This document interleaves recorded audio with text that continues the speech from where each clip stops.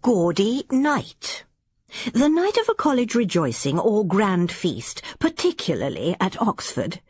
See also Antony and Cleopatra, Act 3, Scene 13, line 183. Let's have one other gaudy night.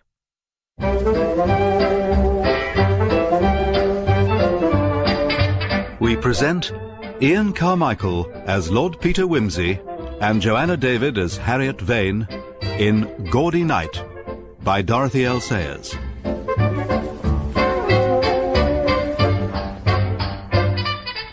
April the 20th, 1935. Dear Harriet, I know that you do not greatly care for reunions and that sort of thing, but I wonder if I could persuade you to attend the Shrewsbury College Gaudy this year. I have to go abroad for a rather urgent operation, and it might be some time before the chance comes my way again.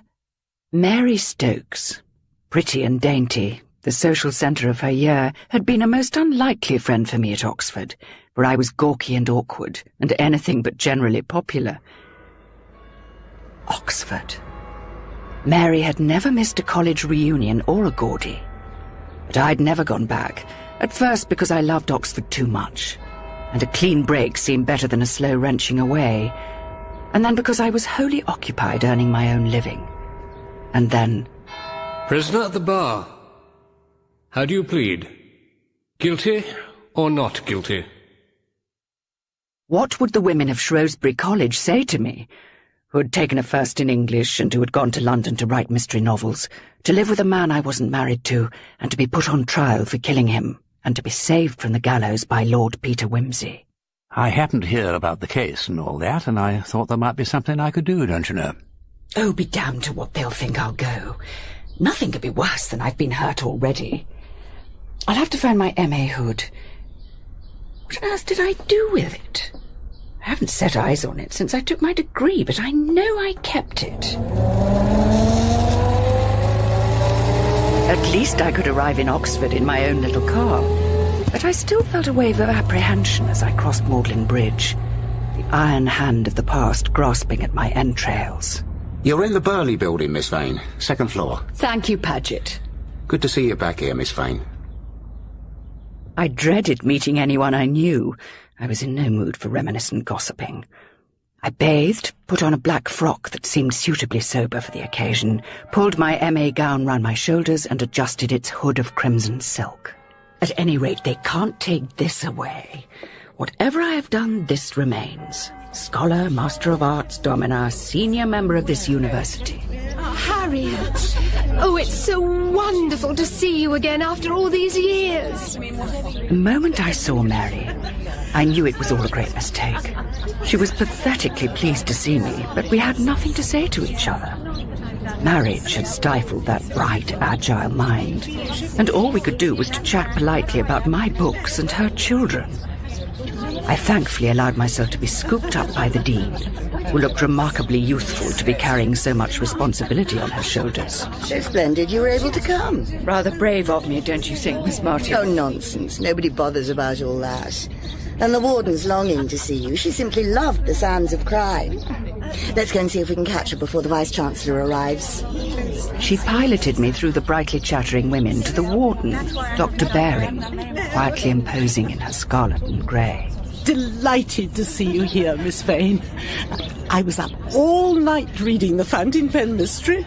I wouldn't want to be responsible for depriving you of your sleep, Warden. Now, tell me, have you had an opportunity to look at the new library wing? It's certainly going to be a great improvement. When will it be finished? By Easter, we hope.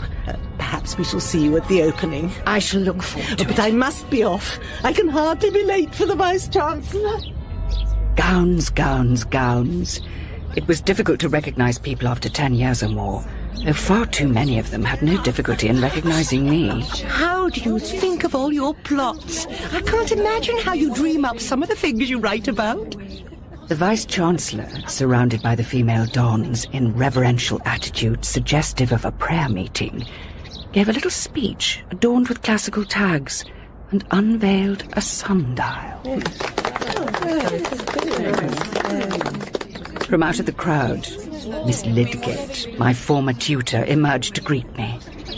It always seemed to me that, as any student of literature must, she knew all of the sins of the world by name, but it was doubtful whether she recognized them when she met them in real life.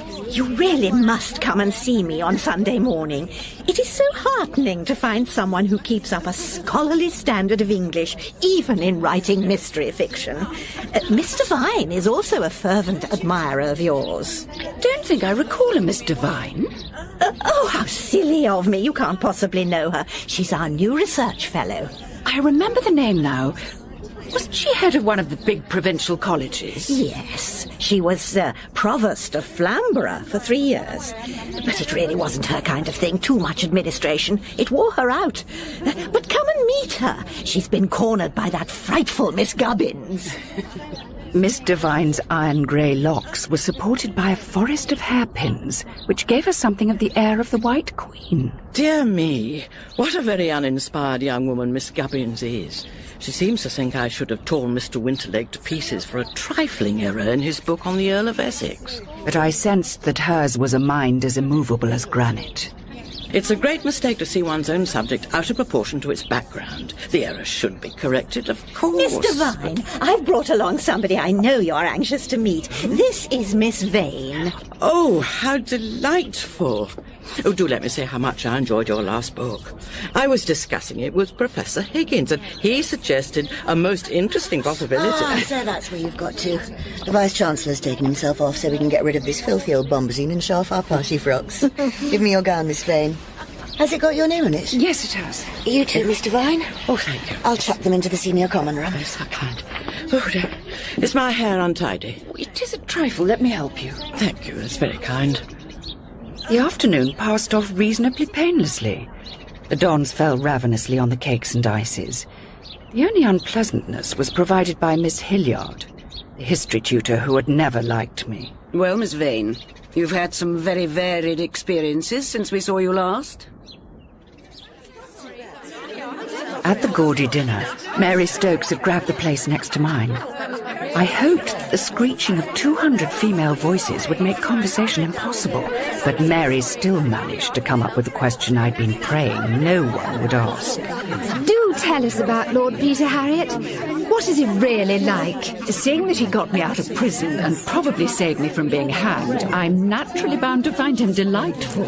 Oh, I'm so sorry. I didn't think. And I did not fare much better when I took coffee with the Dean and members of the Senior Common Room, where I was obliged to give a summary of the book I was working on.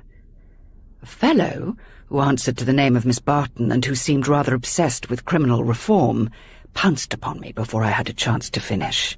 Forgive me, Miss Vane, for speaking frankly, but after your own horrible experience, I wonder that you care about writing that kind of book. I know what you're thinking, that anyone with properly sensitive feelings would rather scrub floors for a living. But I should scrub floors very badly, and I write detective stories rather well. I don't see why proper feelings should prevent me doing my proper job. Oh, but surely you must feel that terrible crimes ought to be taken seriously, and not just made into an intellectual game. I mean, this Peter Wimsey... And suddenly everyone, the Dean included, began to ask me questions about Peter, and I was hard-pressed to keep my temper. Fortunately, from the far end of the room, the bursar raised the subject of the college drains, on which all the fellows seemed to have something to say, and it was soon time to retire. Mr. Vine insisted on walking back with me to Burley Building. Miss Vane, I admired you for speaking as you did tonight. I imagine you come across a number of people who have very decided views about what you ought to feel about your very unpleasant experiences.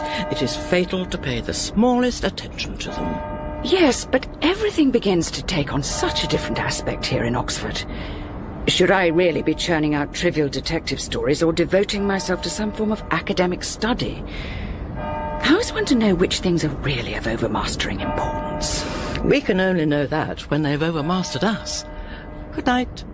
And she vanished with her long stooping stride beneath the hall archway. I was too restless to go to bed, and for some minutes I paced to and fro in the quad. My eye was caught by a sheet of paper fluttering across the grass. I caught it up and took it inside to look at it in the light. It was a childish drawing of a naked female figure inflicting savage and humiliating outrage upon someone in a cap and gown. A nasty, dirty and lunatic scribble. There was only one proper fate for such a thing.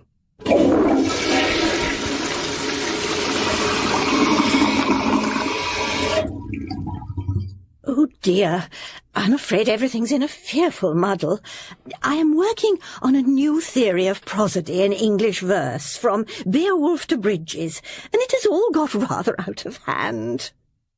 Sunday, it is said, is invariably the best part of a Gaudy, a time to talk at leisure to old friends, and I'd been invited to call on Miss Lydgate. The problem is that my system of notation involved 12 different varieties of type, but when it was all set up in proof, I realised that parts of it were completely in the wrong place. I do find the practical side of bookmaking so confusing. Oh, but I'm neglecting you most shamefully. I'm sure you would like a cup of tea, and my scout is still out in the pantry. Annie! Yes, Miss Lydgate? Would you please bring in a second cup for Miss Vane? Yes, of course, madam. Such a sweet woman, but I'm afraid we may lose her. Miss Hilliard does not approve of married women working in college. Here you are, Miss Vane. Thank you. Thank you, Annie. But the poor woman is a widow with 2 children. Fortunately, they are boarded out in St. Aldate's, but she really ought not to be in service at all. Now then, I cannot remember. Do you take sugar? All things considered, it had not been too bad. I was saddened by how many friends from whom so much had been expected had voluntarily submerged themselves in domesticity. But as my car wound its way home through the Chilterns, I knew that Oxford held no terrors for me now, and that I could return there without misgivings.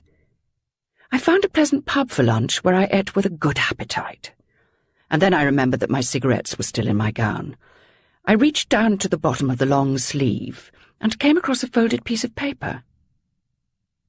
"You dirty murderess, aren't you ashamed to show your face?" The letters were cut from the headlines of a newspaper. I took a match and set light to it. Harriet Vane? I was wondering whether you could find the time to dine with me one evening. Oh, thank you, Peter, but I don't know whether... You mean you're fully booked? Of course not. I could manage Saturday. Shall we say 8 o'clock at the Egotists' Club?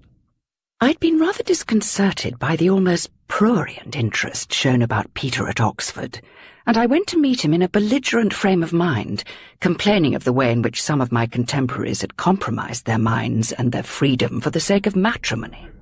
Tiresome, ain't it? But what are you going to do about the people who are cursed with both hearts and brains? James? Yes, my lord. Could you rescue Miss Vane's napkin? Of course, ma'am. Oh, thank you. I'm sorry I keep on dropping things. This silk's too slippery. You see, I'm beginning to believe they've got to choose. Not compromise? I don't think compromise works. That I should live to hear any person of English blood blaspheme against compromise. What's the matter? Is your napkin gone again? No, it's my bag this time. It's under your left foot. In view of the fact that I've got 2 cracked ribs, I'd rather not try to pick it up myself. Once I get down, I shall probably never get up again. Why on earth didn't you say so before, instead of sitting there like a martyr? How did you manage to do it? I fell off a wall in a most inartistic manner. There was a plug ugly on the other side with a gun. It wasn't so much as the wall as the wheelbarrow at the bottom. How beastly for you. What became of the bloke with the gun? I'm afraid personal complications won't trouble him any longer. Well, I'm very glad it wasn't the other way round. How good of you to say so. That shows how hard it is even for the most powerful brain to be completely heartless. Ah, now let me see. It's not my day for asking you to marry me, since I agreed to confine myself to Guy Fawkes Night, All Fool's Day, and the anniversary of the King's coronation. So we'll have coffee in the smoking room, if you don't mind. This chair is getting as hard as that wheelbarrow. Your bag, madam. Thank you. 2 old brandies, if you please, James. Very good, my lord. This postcard was found under the table in the dining room, madam. Thank you. I must have stuffed it down the side of my bag before I came out. What is it? Nothing. Anonymous dirt, I take it. But all the Philip Boyes business was ages ago. Do you still get much of that kind of thing? Oh, not so often now. I found one stuffed down the sleeve of my gown in Oxford, and this card was in this morning's post. I only wish I'd looked at it before I got here. May I see it? Ask your boyfriend with the title if he likes arsenic in his soup. What did you give him to get you off? God, what muck. So that's what I'm letting you in for. It doesn't matter. You can't do anything about it. I might have had the consideration not to expose you to it all for the past 5 years by hanging round your neck like the old man of the sea. Heaven knows you tried hard enough to get rid of me. You'd have been perfectly justified in telling me that I was making life impossible for you. Should I? Do you expect me to tell you that you were compromising my reputation when I had none to lose? To point out that you'd saved me from the gallows, thank you very much, but left me in the pillory? I see. The plain fact is that all I'm doing is to make life a little more bitter for you. It was generous of you not to say so. I'll admit defeat and say goodbye. Your brandies, my lord. Oh, thank you, James. Well, don't look so tragic about it, Harriet. Your coffee's getting cold. Peter, I came here tonight with the firm intention of telling you to chuck it. But I'm damned if I'll have you wiped out by plug uglies wielding guns or by anonymous letter writers. Harriet, give me your hand and we'll fight on till we drop.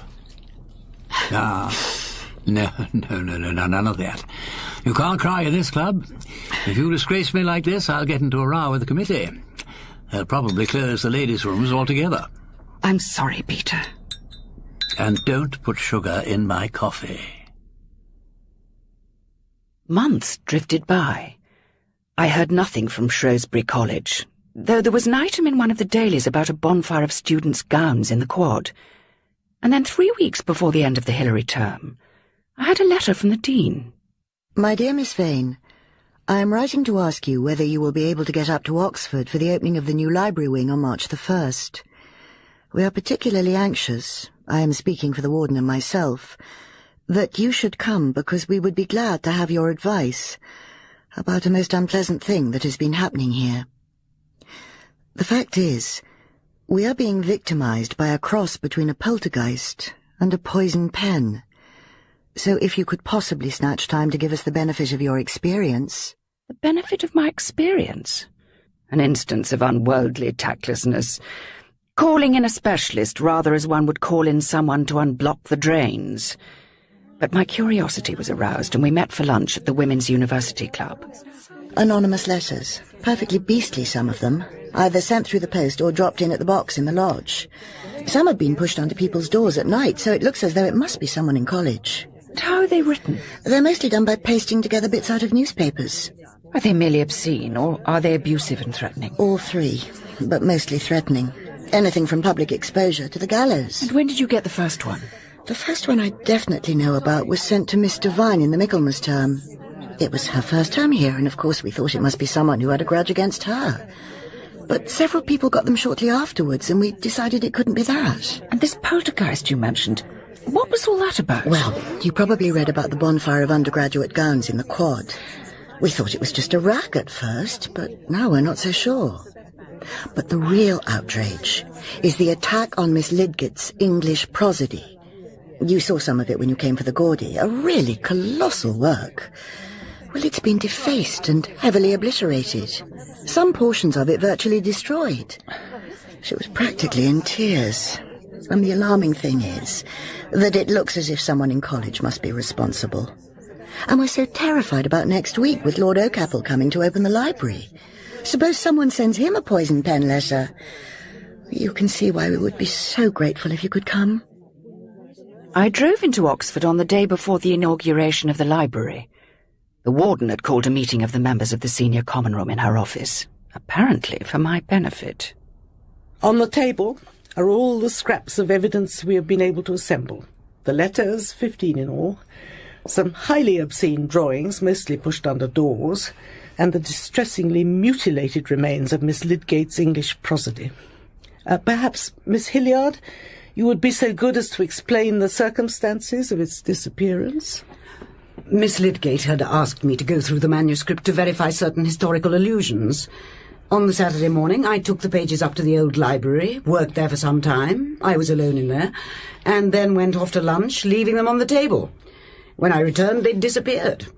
I thought at first Miss Lydgate had taken them to make a few more additions. But I was in London. There was a book I needed to consult in the British Museum. And on the Monday morning, the pages were found spread over the floor of the senior common room. Every single page had been defaced with thick copying ink, and the most obscene things had been scrawled on them.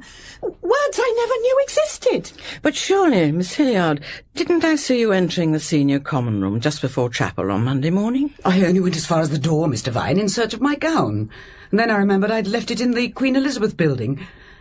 Are you implying that I defaced the papers myself? Oh, no, nothing of the kind. But if you had gone in and seen the papers, it would have provided a terminus quo. Or, alternatively, ad quem for the investigation.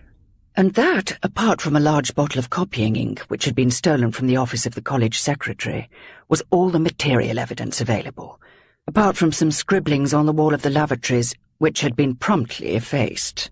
Since nothing has come to light to suggest any incidents before the beginning of the October term, our suspicions have naturally been focused on the first-year students, although there is no evidence to support I'm them. afraid, Warden, that I am in a position to rule out the first year, and in fact the majority of the students altogether.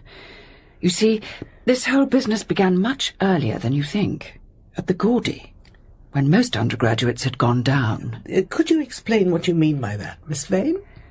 And so, with some misgivings, I told how I had found the obscene drawing left on the grass of the quad after the Gaudy dinner, and of the poison pen letter which had been stuffed down the sleeve of my gown while it was in the senior common room. Thank you, Miss Vane. I am extremely sorry that you should have had so unpleasant an experience. But your information, of course, narrows down the field a great deal. If the culprit is someone who attended the Gaudy, it must have been either one of the very few students who were still in college awaiting their vivas, or one of ourselves. Oh, surely it is far more likely that it is one of the scouts. I cannot believe that any of us would be capable of anything so disgusting. So far as I can see, none of us can be taken on trust. Well, the question remains, what steps do we propose to take? We have asked Miss Vane's advice, and it seems to me that some private person should lend us assistance. You mean we should call in a team of private detectives to snoop about the college? That's preposterous. If I may make a suggestion, I propose that the evidence should be handed over to Miss Vane, since she is the only person who cannot possibly come under suspicion. Perhaps she would care to sleep on the matter and make us a report in the morning. And so the meeting broke up. But it was all too evident that my own involvement in the affair was not altogether welcome. You have contrived to cast the apple of discord among us with a vengeance. However, as you are so well accustomed to the receipt of anonymous communications, you are no doubt the fittest person to handle the situation. In my case, Miss Hilliard, I only got what was to some extent deserved. But this is a very different matter. Miss Lydgate's English prosody could offend nobody. Except some of the men whose theory she has attacked. However, unfortunately, circumstances seem to exclude the male sex from the scope of your inquiry. If one was looking for a twisted mind, Miss Hilliard's was more than a little warped. And what evidence was there that she had ever left Miss Lydgate's manuscript in the old library at all? How kind of you to bring back my poor proofs. But I'm afraid they're not much use to me. I shall simply have to try to reconstruct the whole thing from my rough notes. Could I help you out at all? I'd gladly stay up for a week or two if it would do any good. Oh, would you? Oh, how very kind. I cannot tell you what a tremendous help it would be. But would it not be trespassing on your own valuable time? In fact, it served my purpose very well. If I were to pursue my investigation at Shrewsbury, Miss Lydgate's proofs would provide a very convenient excuse for staying on. The Dean had suggested that I slept on the problem, but sleep simply would not come that night. At 3 o'clock, I gave up altogether, got out of bed and sat at the window. I might as well keep an eye open for the figure of Poison Pen creeping across the quad. There was no moon, and nothing to be seen. Not even a late essay writer burning the midnight oil. But there was a light, A narrow band of light splitting from top to bottom one of the long windows of the new library. Should I investigate on my own? Or wake up someone else? I made my way across to the main block, fumbling for the light switch. Along the corridor, a door labelled Miss Barton stood open, but the bedroom was empty. The light still shone in the library window, but while I was looking at it, it went out.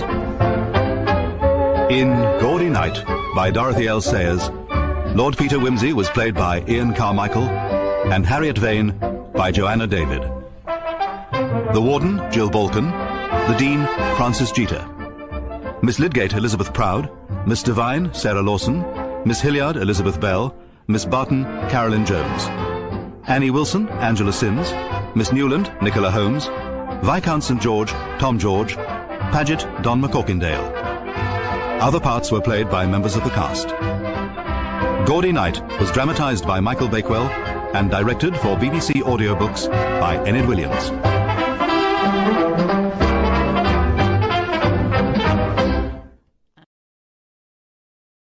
I made my way across to the main block, fumbling for the light switch.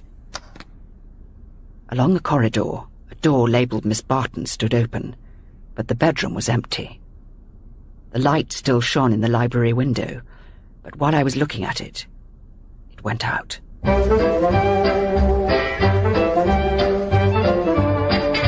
We present Ian CarMICHAEL as Lord Peter Wimsey and Joanna David as Harriet Vane in Gaudy Night by Dorothy L. Sayers.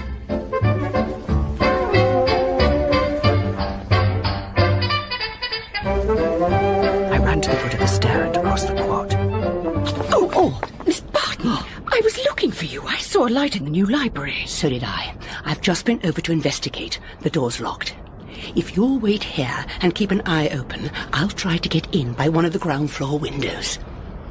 I waited there in the darkness, and after what seemed like an eternity, Miss Barton reappeared. There's nobody in there. The key's gone, and there's the most frightful mess. Come and look. You'll have to climb in through the window. I had to break it open. Oh, my God!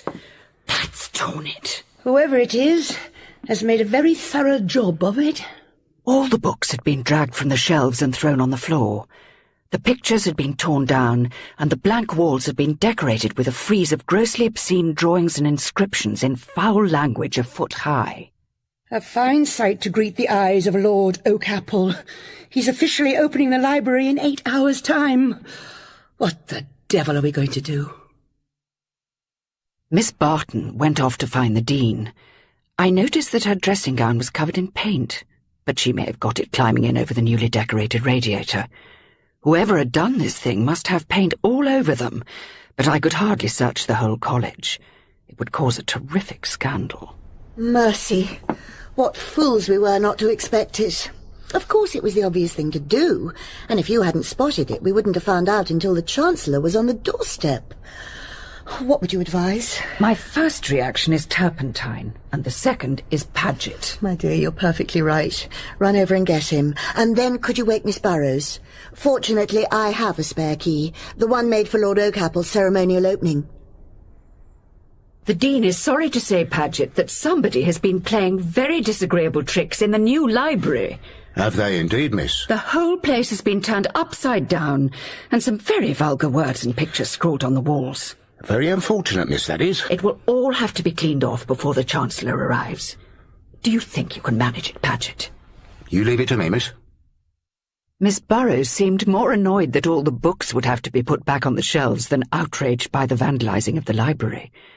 There was a strong smell of turps in her room, which she accounted for by having to wash paint off her hands when she'd been clearing up in the afternoon. Surely she could not have been responsible for the attack herself. But nothing and no one could be ruled out. Even Miss Lydgate might deliberately have destroyed her own papers to divert suspicion. Paget has worked wonders. You'd hardly notice that anything untoward had ever happened. Fortunately, the Chancellor is very short-sighted. Will you be joining us all for lunch? No, I think I'd better remain on the library balcony to keep an eye open for any further mischief. A very wise precaution. I will arrange for Annie to bring you up a plateful of sandwiches. little girls getting on, Annie? Oh, they're doing splendidly, madam. Oxford suits them, after living in a manufacturing town where we were before. And do you enjoy working here? It's all right. But some of those ladies are a bit queer. I always think of what it says in the Bible about much learning hath made thee mad. What do you mean by that, Annie? Well, you may have heard about rude words being written on the walls and nasty anonymous letters going round. Well, you'll find, madam, they've all happened since a certain person came into college. What person? One of those learned ladies, madam. You write detective stories, don't you, madam? Well, you'll find something in that lady's past. You may be sure of it. There couldn't be much doubt whom she was talking about. Miss Devine. Rather eccentric, perhaps, but she did not look mad in the way that Poison Pen was mad. However, I could not rule her out. That evening the warden asked me to call on her. We are all very grateful to you, Miss Vane, for rescuing us from what could have been a highly embarrassing situation. But how are we to make doubly sure that something of this kind does not happen again? I must make it clear that there can be no question of calling in the police. That would only result in ill-informed gossip. And even after all these years, there are those in this university who do not look kindly on the women's colleges. Then I'm afraid the only solution is to call in a private detective agency. I cannot think that would be very desirable. The college is a closed world, and intruders would not be received very sympathetically. If that is the case, I suggest that I should stay on in college for a week or two, ostensibly to help Miss Lydgate with her book. I could then carry out a few investigations and keep a watchful eye on things. That is a very generous offer. We shall all be considerably in your debt. And so by day I did my best to bring some sort of order to Miss Lydgate's chaotic papers, and by night I snooped about the corridors or prowled round the college grounds. After a week or so, the place had become so quiet that I gave myself an evening off and went to a private dance given by an old friend living in North Oxford. Sometime after midnight, I let myself in by the side gate and started across the old quad. There was a glimmer of pale moonlight, by which I could make out the figure of a man, halfway up the eastern wall of the college. Hell! We've been spotted! Look, get over, and I'll... Oh, blast, I've turned my ankle. It's a fair cop, Ma'am. And what were you doing on our wall, sir? Just having a bit of fun, you know. I took a bet I could hang my cap on the tip-top of the Shrewsbury beeches. What was that? I really couldn't say. Oh, is she part of your bit of fun, too? Look, I'm most frightfully sorry about this. I'm afraid she isn't very well, and we were trying to get her back to her room. Oh, the girl's drunk. Well, I'm afraid that's about it. There was a party in my friend's rooms, and when we realized she was a bit under the weather, we thought we'd better give her a hand. I wouldn't want her to get into trouble or anything. As a matter of fact, you've been extraordinarily lucky. I'm not one of the dons. I'm simply staying in college. Thank God for that. Do you happen to know where this little fool's room is? Well, as a matter of fact, I do. It's through that archway there, about halfway up the staircase. Right, I'm going to get her out of harm's way, and then I'll unlock the gate for you. How very sporting of you. Can I help? No, I think you better wait for me inside the chapel. I'll be as quick as I can.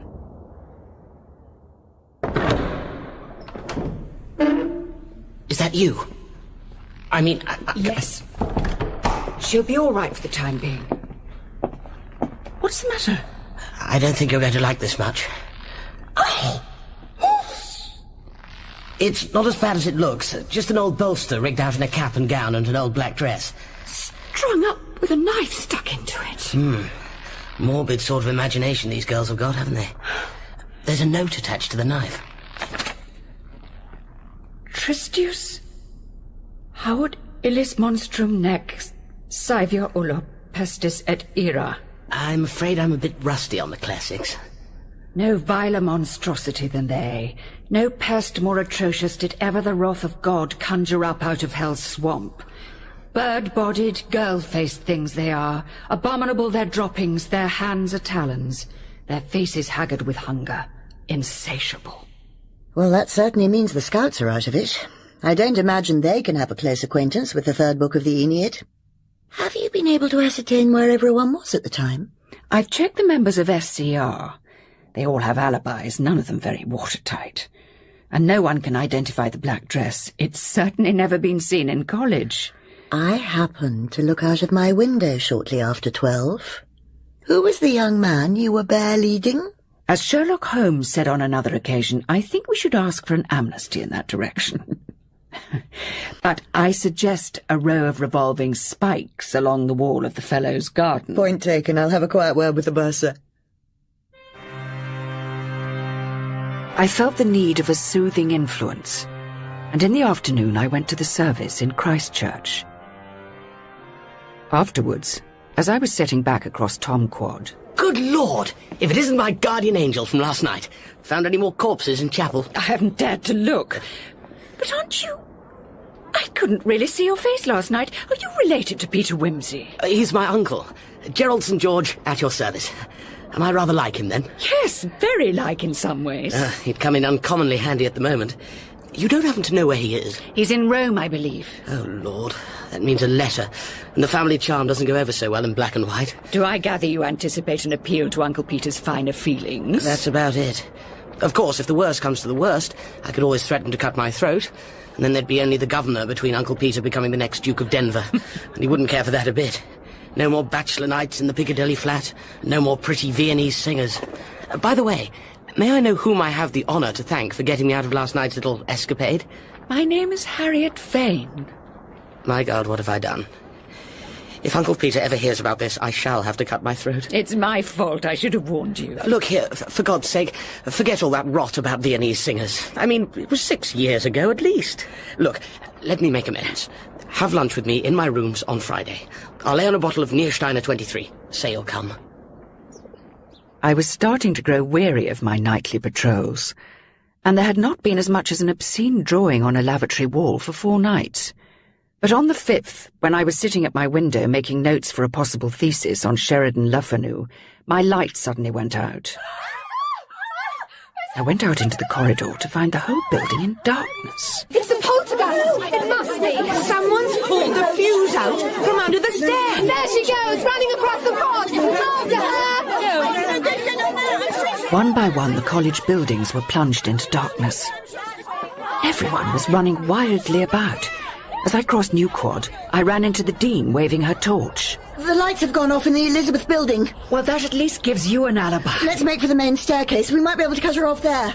But everyone seemed to have the same idea, and the entrance was blocked with a crowd of students. There was Miss Lydgate, clutching her proofs to her bosom.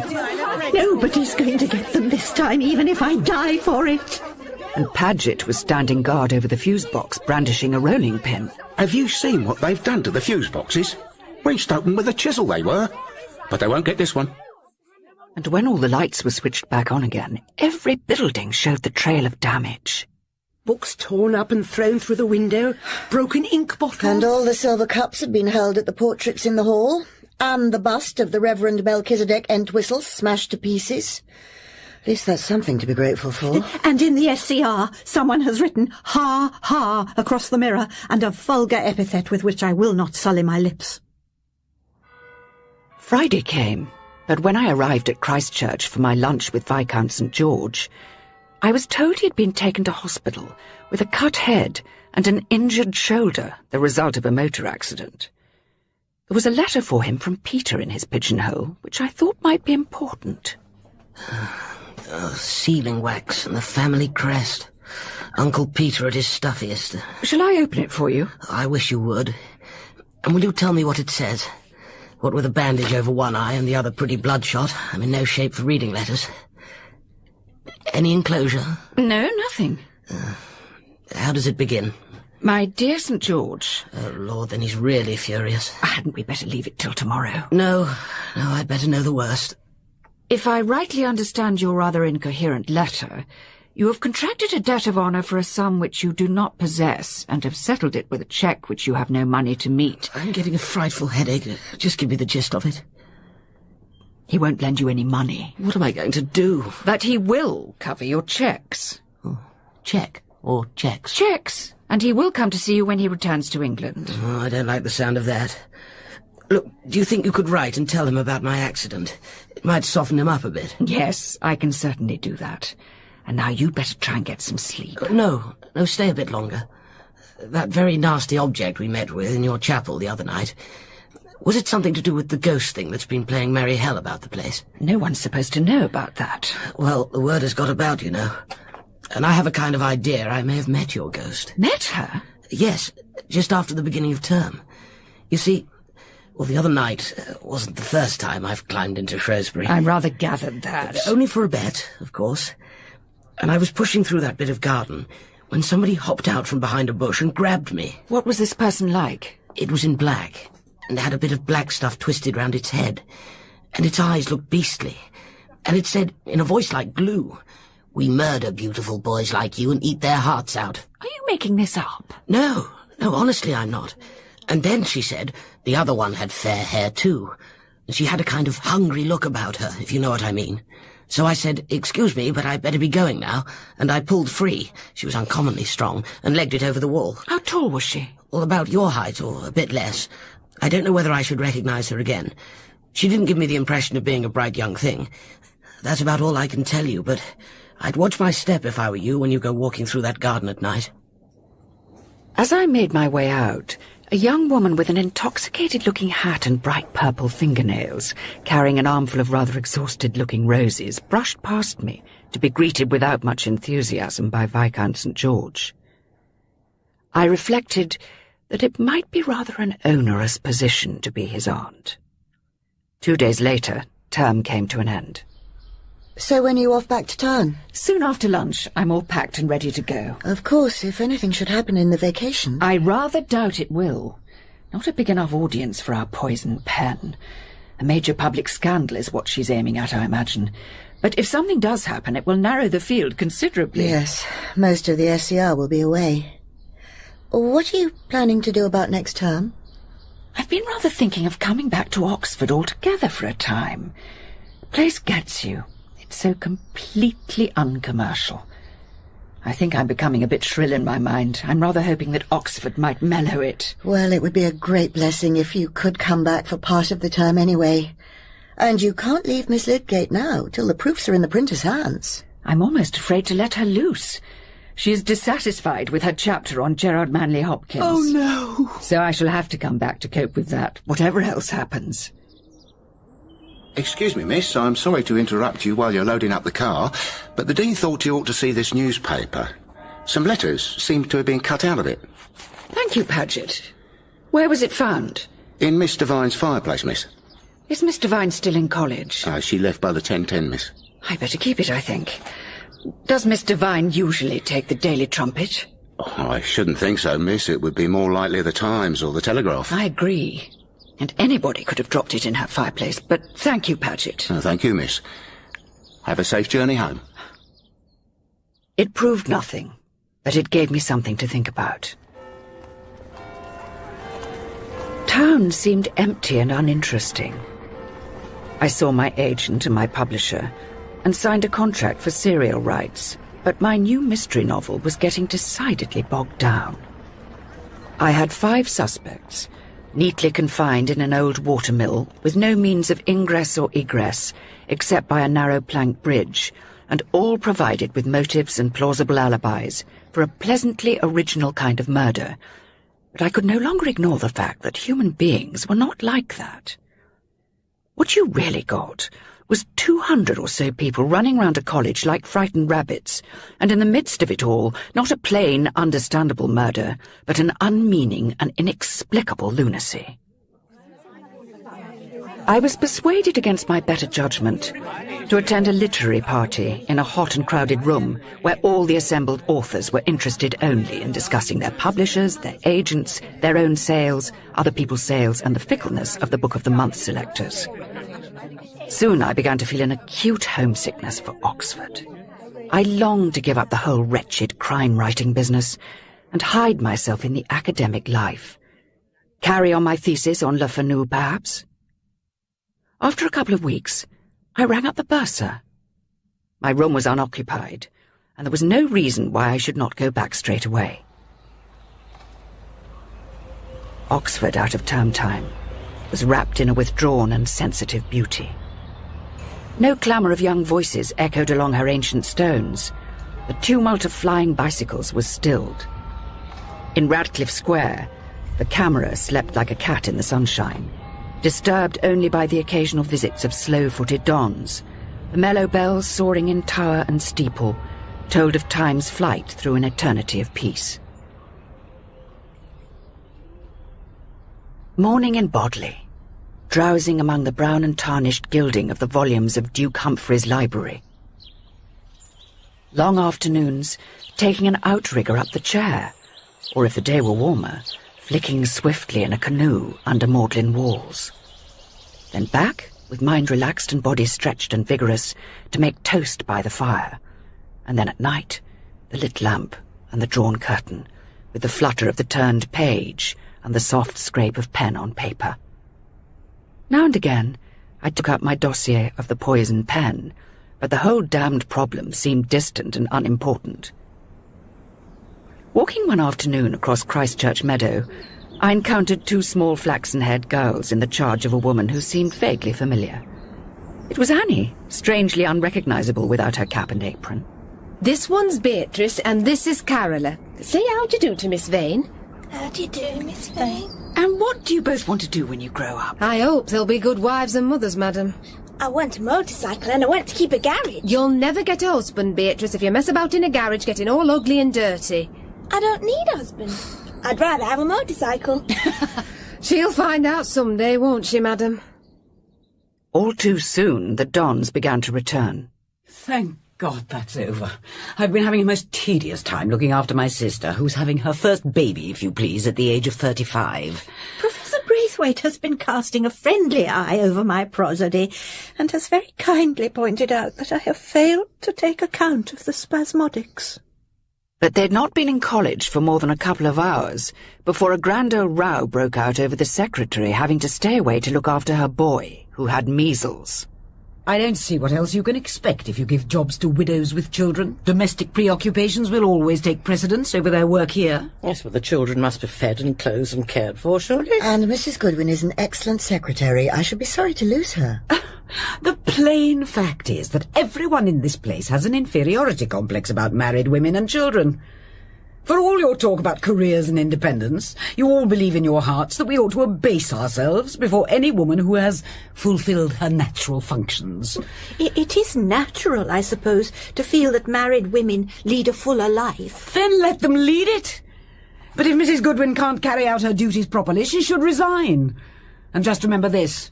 The last time she was away, we had no trouble from anonymous letters and filthy drawings. Bless my heart. She is so prejudiced. I always think it's a very great pity she never married. I should be very sorry for the poor man, I must say.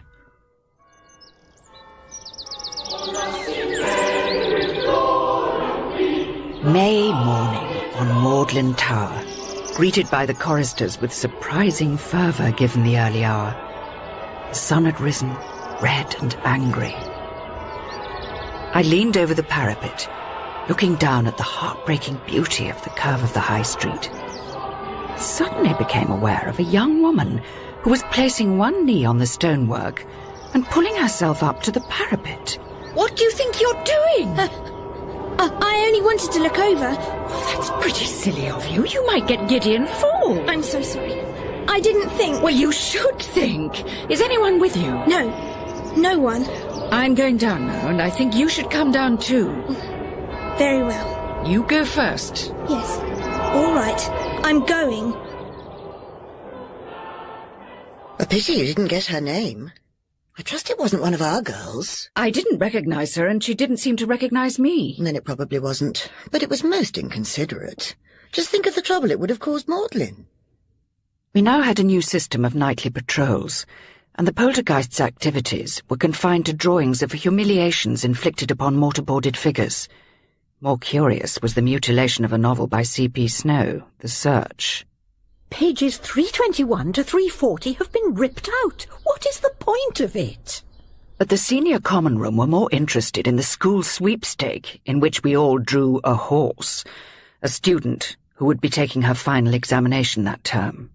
You've drawn Miss Newland. She's one of the favourites. Yeah, it's been looking a bit seedy this term, trying too hard, I expect. I wouldn't be surprised if she were heading for a breakdown. Oh, that's nonsense. Her work's brilliant. She looks a little pale, perhaps, but I expect it's the heat. Why don't you come and take a look at her for yourself, Miss Vane? She's working in the old library. Excellent. If we think she's looking under the weather, we can chase her out for the good of her soul.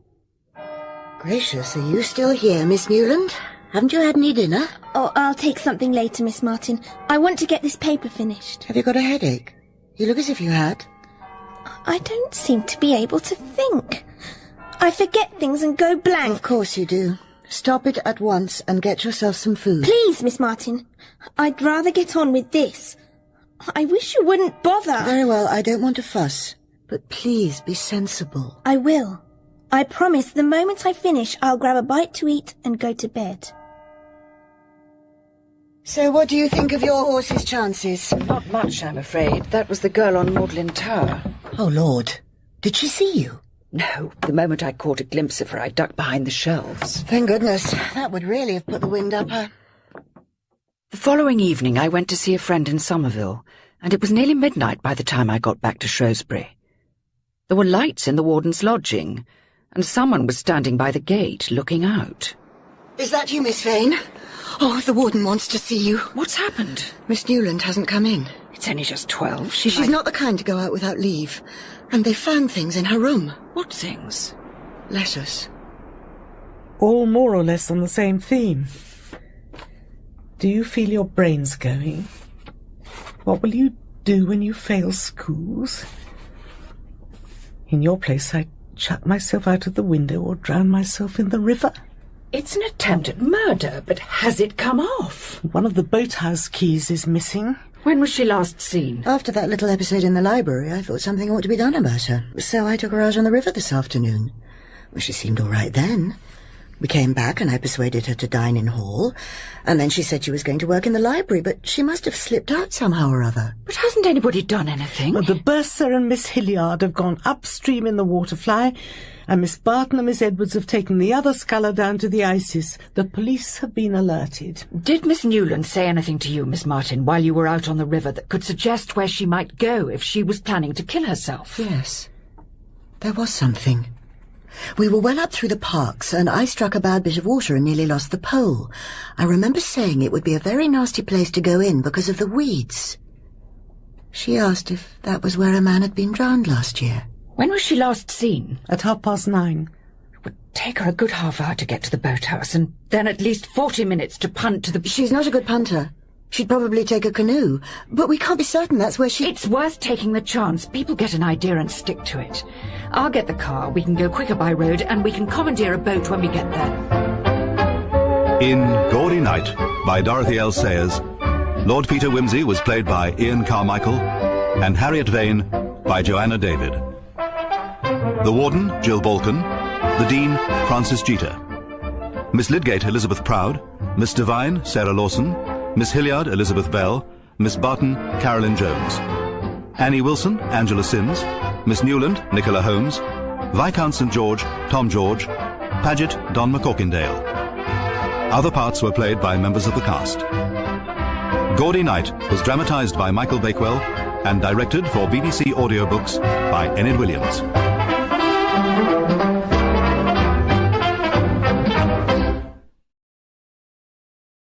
Did Miss Newland say anything to you, Miss Martin, while you were out on the river that could suggest where she might go if she was planning to kill herself? Yes.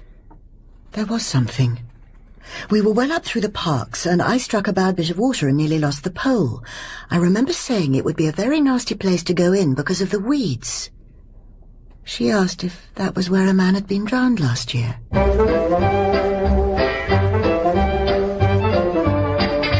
We present Ian CarMICHAEL as Lord Peter Wimsey and Joanna David as Harriet Vane in Gaudy Night by Dorothy L. Sayers.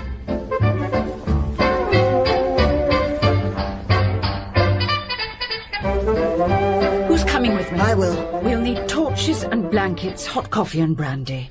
And we'd better get the police to send a constable to rendezvous with us at Tim's boathouse. I will see to that. I shall be thankful for something to do. Our boat crept slowly downstream. The constable, crouched in the bows, swept the beam of a powerful torch from bank to bank. Right, hold on a minute. There's something here. No, nothing but a bit of sacking. Ready then? Paddle. Is that the bursar's boat coming up towards us? Yes, it is. There she is. She's thrown herself in. Paddle like blazes.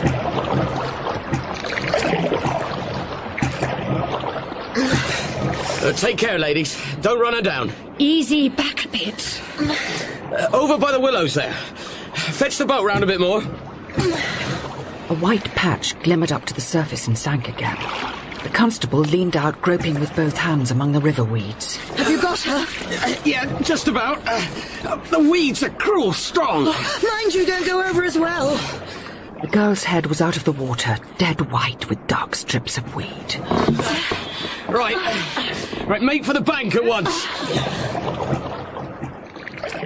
And is the wretched child out of danger? Oh, yes. She'd only been in the water a few minutes. Has she said anything? She says why couldn't we leave her alone?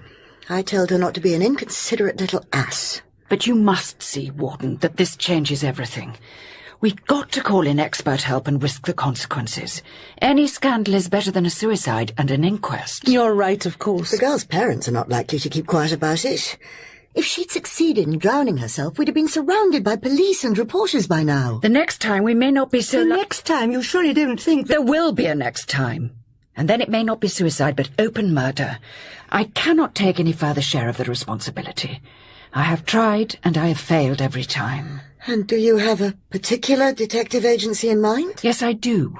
But if anyone has anything better to suggest... We have wasted too much time already. Will you get into communication with these people straight away? I will telephone the head of the firm this morning. But you will use all possible discretion, will you not, Miss Vane? The agency I had in mind was ostensibly a typing bureau, financed by Peter Wimsey, who employed it for some of his more discreet investigations. It was run by a woman who had played a vital part in the case of the murder of which I had stood accused, Kathleen Climpson. I'm afraid that Miss Climpson is absent from town, engaged on a case. Would you care to speak to anyone else? But Miss Climpson was the only member of the firm personally known to me, and I did not like to pour all the horrible details of the affair into the ears of a total stranger. Ah, Miss Vane. I was looking for you. Is something the matter, Mr. Vine? See for yourself. Your turn's coming.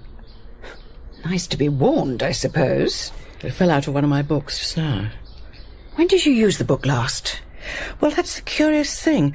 Miss Hilliard borrowed it last night, and it was returned to me this morning by one of her students. Did you give the book directly into Miss Hilliard's hands? No, I put it into a pigeonhole before Hall. So anybody might have got hold of it? I suppose they could, yes. Could Mr. Vine have planted the letter herself? I simply had no idea where to turn for help.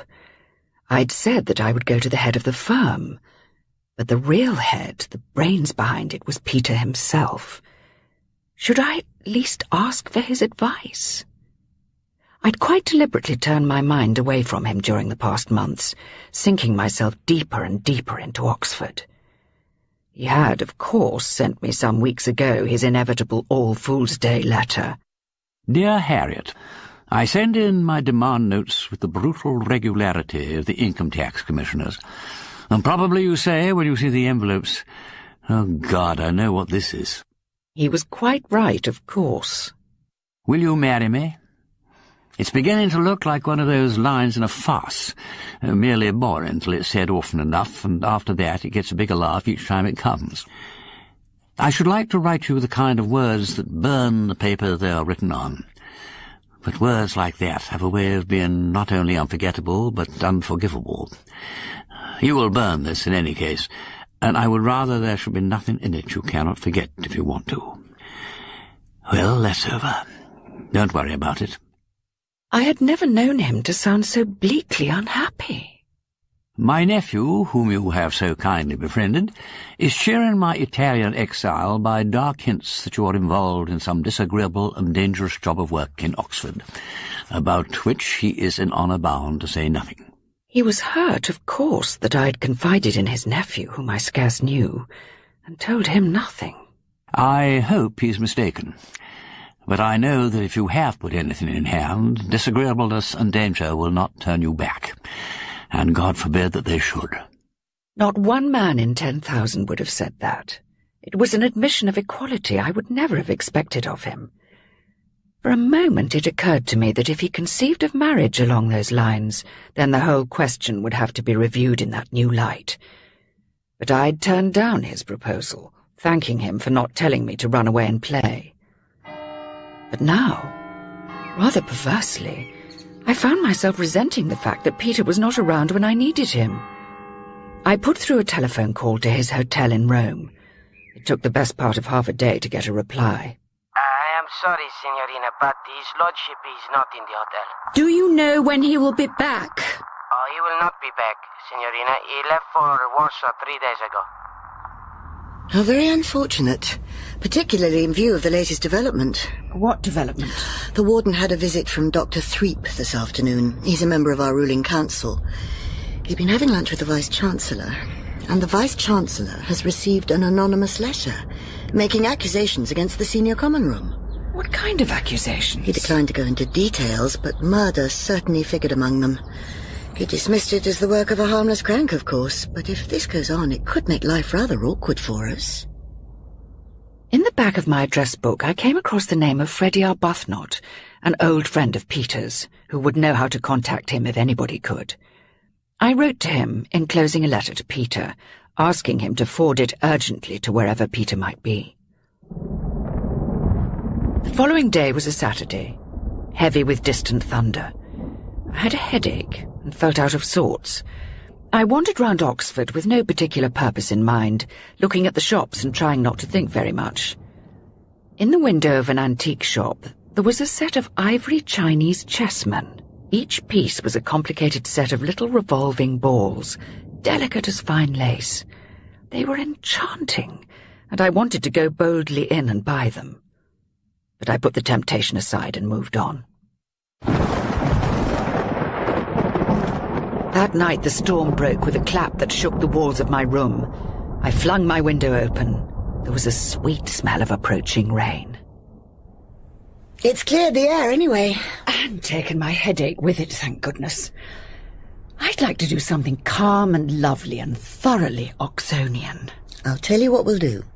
We'll toddle along like two good little people and listen to the university sermon. I can't think of anything more soothingly academic than that.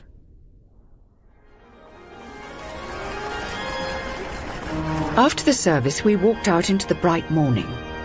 Standing at the corner of Cat Street was a group of dons chattering animatedly, two fellows of All Souls and a distinguished figure I recognized as the Master of Balliol. Beside him was a figure in an M.A. gown, who, as the Dean and I passed by, turned and lifted his mortarboard. Lovely morning, ain't it? I found myself presenting Peter to the Dean in a sort of daze. How had he got here? And why hadn't he let me know? If you happen to be free and in your college during the next half hour or so, may I come round and look you up? That would be delightful. Then I'll be round in 20 minutes. Well, so that's the man. Yes, that's him. My dear, he's perfectly charming. You never said he was coming to Oxford. I didn't know. I thought he was in Warsaw. I wrote to him giving an outline of what was going on at Shrewsbury. I don't know what the warden will think. I didn't expect him just to turn up like this. I shouldn't say too much about it. Simply bring him along to High Table when he's free and let him turn the whole lot of us inside out. A man with manners like that could twist the whole SCR round his little finger. What a mercy he's an historian. That will put him on the right side of Miss Hilliard. I never thought of him as an historian. Well, he took her first. I'm told he was looked upon as one of the ablest scholars of his year, didn't you know? No. I don't think I ever consciously connected him with Oxford. He's full of surprises. Yes, I did get your letter. I didn't know whether you wished me to appear personally, but I was coming to Oxford anyway. I wanted to drop round and see you yesterday evening, but I got tied up with people. What have you been doing with yourself? Talking for all these interminable weeks. I'm a professional funny man at the Foreign Office. What? If some foreign dignitary feels offended or not sufficiently regarded, I take him out to lunch and tell him funny stories to put him in a good humour again. God, what a game. You look as if you haven't slept for weeks. I'm not so sure that I have, now you come to mention it. We all thought at one point that the balloon was going up. I got as far as saying to Bunter one night, "It's coming. Back to the army again, Sergeant." But in the end, you know, it made a noise like a hoop and rolled away. For the time being. It's a relief to get back and find you here, and Oxford going on as it used to. If only one could root oneself in here among the grass and stones and do something worthwhile. But, Peter, you're saying exactly what I've been feeling all this time. Can it be done? No, it can't be done. Though there are moments when one comes back and thinks it might. I haven't yet properly thanked you for being so kind to St. George. Have you seen him yet? No. I threaten to descend on him tomorrow and show him a damn disinheriting countenance. He's gone off today with a party of friends. I know what that means. He's getting thoroughly spoilt. Well, you can't wonder he's terribly good-looking. He's a precocious little monkey. Though I can't blame him for that. It runs in the blood. But it's characteristic of his impudence that he should have gate-crashed your acquaintance after you have always firmly refused to meet any of my people. I found him for myself, you see. Well, since you've met one member of the family, why don't you come down to Denver and see the place before the new civilization grows on it like the jungle? They'll tell you I don't care a damn for the whole outfits, and I don't know that I do. But I was born there, and I shall be sorry if I live to see the land sold off for ribbon building and the hall turned over to some Hollywood colour-talky king. I've never heard you talk like this before. I didn't realise you cared. Oh, it's very easy for me to care, because I'm not called upon to do a hand's turn in the matter. I don't envy St. George when he inherits it all. Only I do have a certain hankering after certain musty old values. I understand. And I'd like to see your home. Would you? Then we'll go one of these days. But... No, don't worry. I won't inflict the family on you, so I think you'd rather like my mother. We'll choose a time when they're all away, except a dozen or so harmless dukes in the family vault. Oh, great Scott, look at the time. Oh, dear, look, you let me maunder on and we haven't said a word about your Shrewsbury problem. I've been only too thankful to forget it for a bit. As I dare say you have. Listen, Harriet, couldn't we make today a holiday? I've got this lunch with the master at Balliol, but why don't we meet at 3 o'clock and take a punt from Magdalen Bridge? If this were 20 years ago, I should say you were going on the river. I am, hand in hand with a statelier past. I'm afraid you're making yourself conspicuous. No sunbathing costume, no coloured beach sandals. You are clothed, clean and cool on a Sunday afternoon too. I hope at least the parcel under your arm contains records of crooners. It was, in fact, my poison pen poltergeist diary which I wanted Peter to take away and study. He was waiting for me, immaculately dressed in the manner of an Oxford engraving, and handed me ceremoniously into the punt. Is it your pleasure to go up or down? I felt the need of shade and solitude and chose to go downstream, but an ugly shock awaited us. Good God! What's the matter? I've struck something terrible. Can't you smell it? It is scandalous the way corpses follow me about. My dear idiot, it's only the corporation garbage dump. A garbage dump? Oh, dear, it is simply criminal. Let's get away from here. There's no romance left on this river. The Isis was thick with overcrowded punts and whining gramophones. We put in under the shade of an overhanging willow, but even there we were not left in peace. Why, look there! If it isn't Lord Peter Wimsey! A contingent of American ladies, whose leader claimed to know Peter, came paddling across to look at us. Peter behaved with his customary urbanity, while I heartily wished them all at the bottom of the river. After what seemed like an eternity, they paddled off again. Well, girls, didn't I tell you he was the perfect English aristocrat? I think I'd better give up being the perfect English aristocrat and become the great detective again. Perhaps I should have a glance through your dossier after all. I'm curious to see what kind of a sleuth you make when left to yourself. He curled up among the cushions while I studied his half-averted face.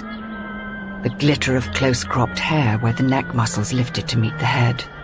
An almost imperceptible beading of sweat on the upper lip. What is it? Is something the matter? No, nothing at all. So it has happened. But it happened long ago. The only thing is that now I have to admit it to myself. I've known it for some time. But does he know it? Well, Harriet, it's not a pretty problem. And it simply can't go on. Tell me what to do, Peter. Well, there are two possibilities. You can plant spies all over the place and wait to pounce when the next incident occurs. But you don't know how difficult a place it is to police. And suppose we don't catch her and something horrible happens. I agree. The other, and I think the better way, is to do what we can to frighten this lunatic into keeping quiet while we dig out the motive behind the whole thing. I'm sure it's not mere blind malignity. There's method to it. Isn't it all too painfully obvious? Pent-up, frustrated sexual energy. No, Harriet, it's not. You're not thinking clearly.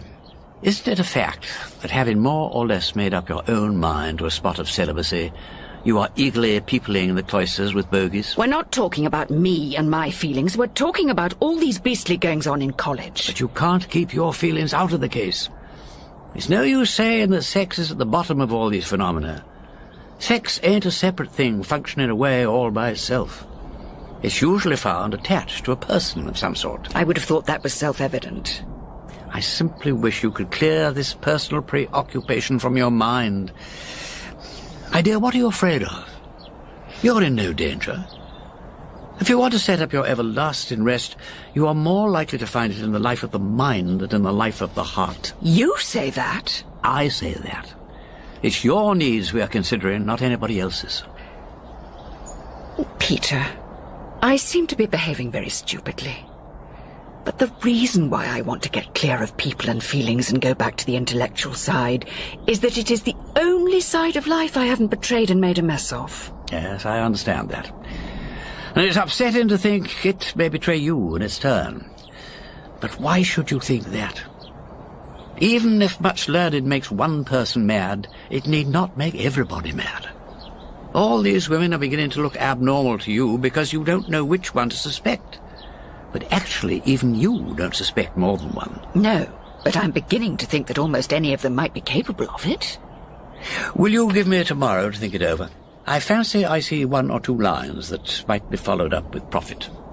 I would rather trust you than anybody. Thank you, Harriet. Shall we now resume our interrupted holiday? And here are the ducks coming up, the remains of our sandwiches. Oh, my lost youth. 23 years ago, I fed these identical ducks with these identical sandwiches. How fleeting are all human passions compared with the massive continuity of ducks. Be off, collies. That's the lot.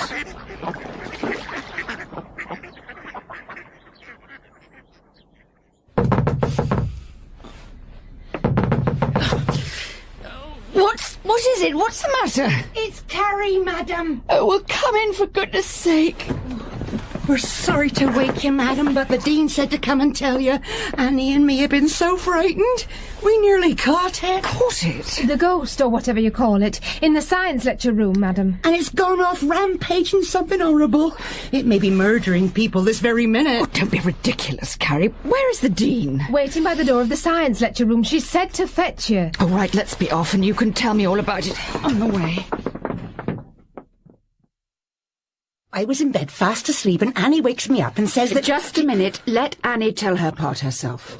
I woke up at about 1:30 and happened to look out of my window, and I saw a light on in the science lecture room and a shadow on the curtain like somebody moving about. But when we got there, the door was locked. But it's got a glass panel, and I looked through and I saw something all in black, crouched over a table. And I tried to see it too, but I must have jogged Annie's elbow against the door because it rattled and the light went out. So I told Carrie to go and fetch the Dean while I kept a lookout. Oh, but here she is. She can tell me the rest herself. I'm sorry to have dragged you out. Our friend's got away, I'm afraid. The darkroom window's open. She must have climbed through. So what do we do now, Mr. Holmes? I didn't want to go in through the darkroom window for fear of disturbing any evidence, so I smashed the panel of the door, wrapped a scarf round my hand and turned the key. I knocked the light switch on with my torch. There's a newspaper and a paste pot on the table. And a box of cut-out letters. This must be where she does it. It seems unnecessarily public. Why can't she do it in her own room? Did you get a look at her face when you peeped in, Annie? No, madam, not to recognise. She was wearing some black thing and was sitting with her back to the door. I think you and Carrie may as well go back to bed. The Dean and I will see to the rest. Yes, madam. Good night, madam. Good night, madam. Good night. Good night. So, what do we do now? I'll lock the door and remove the key. I'd rather like a second opinion. Your exquisite gentleman? I think we'd better have him round here as soon as decency permits. We haven't been able to come up with much in the fingerprint line, I'm afraid, and Bunter has been all over the floor on his hands and knees. It's shockingly bad for one's trousers. And he came up with these long black hairpins. No, they're not mine. I use bronze ones. So does Miss Lydgate, I think. I know who uses black ones like this. I once had the pleasure of sticking them in for her. Mr. Vine! Of course! So like the White Queen, dropping pins all over the place. But why should she come in here? She never consults scientific texts. She was still working in her room when I came across here last night. Did you see her? No, I only meant that her reading lamp was on. Which doesn't exactly establish an alibi. By the way, did you notice that the letter on the table was addressed to you? Take a look. You needn't think you'll get me. You make me laugh, you... At which point, presumably, she was disturbed. The epithet can be supplied from the remaining letters in the box, but they're mostly Q's and K's and Z's, and such like unhandy consonants. I'm going to have to leave you, I'm afraid. I've got too many pesky problems waiting in my room. 3 late without leaves and 2 gramophones out of doors. Now, Lord Peter, it is agreed that we shall have the honour of seeing you with us at high table this evening. The honour is mine. And I trust you will join us afterwards for coffee in the senior common room. I'm looking forward to it. Goodbye, then. Goodbye. Have we finished here, do you think? Oh, yes. We're not going to discover anything else. We have found here only what we were intended to find. Would you care for a tour of the college, to take in the more important battlefields? I should particularly like to see the hall and library, and the connection between them. Miss Barton's room, the layout of the chapel, and the way from the Queen Elizabeth's building to the new quad. Oh, good heavens! Did you sit up all night with the dossier? No, I woke rather early. But don't tell Bunter, he'll become too solicitous. And have you come to any particular conclusion? There are a few points whose significance you may have overlooked. 1. You and Mr. Vine meet at Shrewsbury for the first time at the Gaudy, and the first letter is put into your gown that evening. 2. The people attacked are nearly all dons and scholars. 3. All the letters received by post come either on a Monday or a Thursday. And 4. The dress found on the dummy was never seen in college. Do all these facts taken together suggest nothing to you? They suggest a lot of things separately, but I can't make anything of them taken together. Well, mull them over in your mind. Shall we go? And so we made our tour, doing our best, not very successfully, to try not to draw too much attention to ourselves. I could make out very little of what was passing in Peter's mind. He seemed somewhat abstracted from the matter in hand. I fancy that you may have little more trouble at night. Why do you say that? Well, for one thing, the nights are getting rather short, and the risks are rather great. All the same, I think you should take some personal precautions. Are you serious? For once, I am. I dare say I'm flattering myself, but I fear my presence may not pass unnoticed, and our friend may grow rather alarmed. And I don't like her preoccupation with knives and strangling. Very well, I'll be careful. I won't offer you a revolver to take to bed with you, but I have an idea that from now on you and at least one other person may be in danger of attack. Aren't you rather exaggerating the whole thing? You don't usually get the wind up like this. I do, though, quite often. But if it's only my risk, I can afford to let it blow. When it comes to other people... Your instinct is to clap the women and children under hatches. Well, one can't suppress one's natural instincts altogether. Peter, it's a shame. Let me introduce you to some nice little woman who adores being protected. I should be wasted on her. Besides, she would always be deceiving me in the kindest manner for my own good, and that I could not stand. I object to being tactfully managed by somebody who ought to be my equal. I'll bear it in mind. Well, I'd better push off now. I'll be round to face the high table at 7 o'clock. I must admit I'm rather looking forward to it. I'm sure you will find it a stimulating experience. Rather more than that, I hope. I don't pretend that I shall nail your poltergeist tonight, but I trust that I shall at least discover her motive. In Gaudy Night, by Dorothy L. Sayers, Lord Peter Wimsey was played by Ian CarMICHAEL, and Harriet Vane by Joanna David. The Warden, Jill Balkan. The Dean, Francis Jeter. Miss Lydgate, Elizabeth Proud. Miss Devine, Sarah Lawson. Miss Hilliard, Elizabeth Bell. Miss Barton, Carolyn Jones. Annie Wilson, Angela Sims. Miss Newland, Nicola Holmes. Viscount St. George, Tom George. Paget, Don McCorkindale. Other parts were played by members of the cast. Gaudy Night was dramatised by Michael Bakewell and directed for BBC Audiobooks by Enid Williams.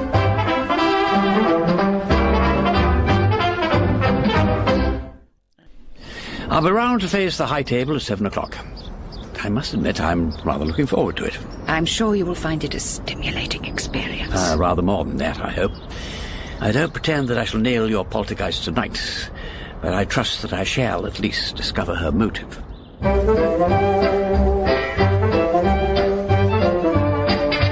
We present Ian CarMICHAEL as Lord Peter Wimsey and Joanna David as Harriet Vane in Gaudy Night by Dorothy L. Sayers.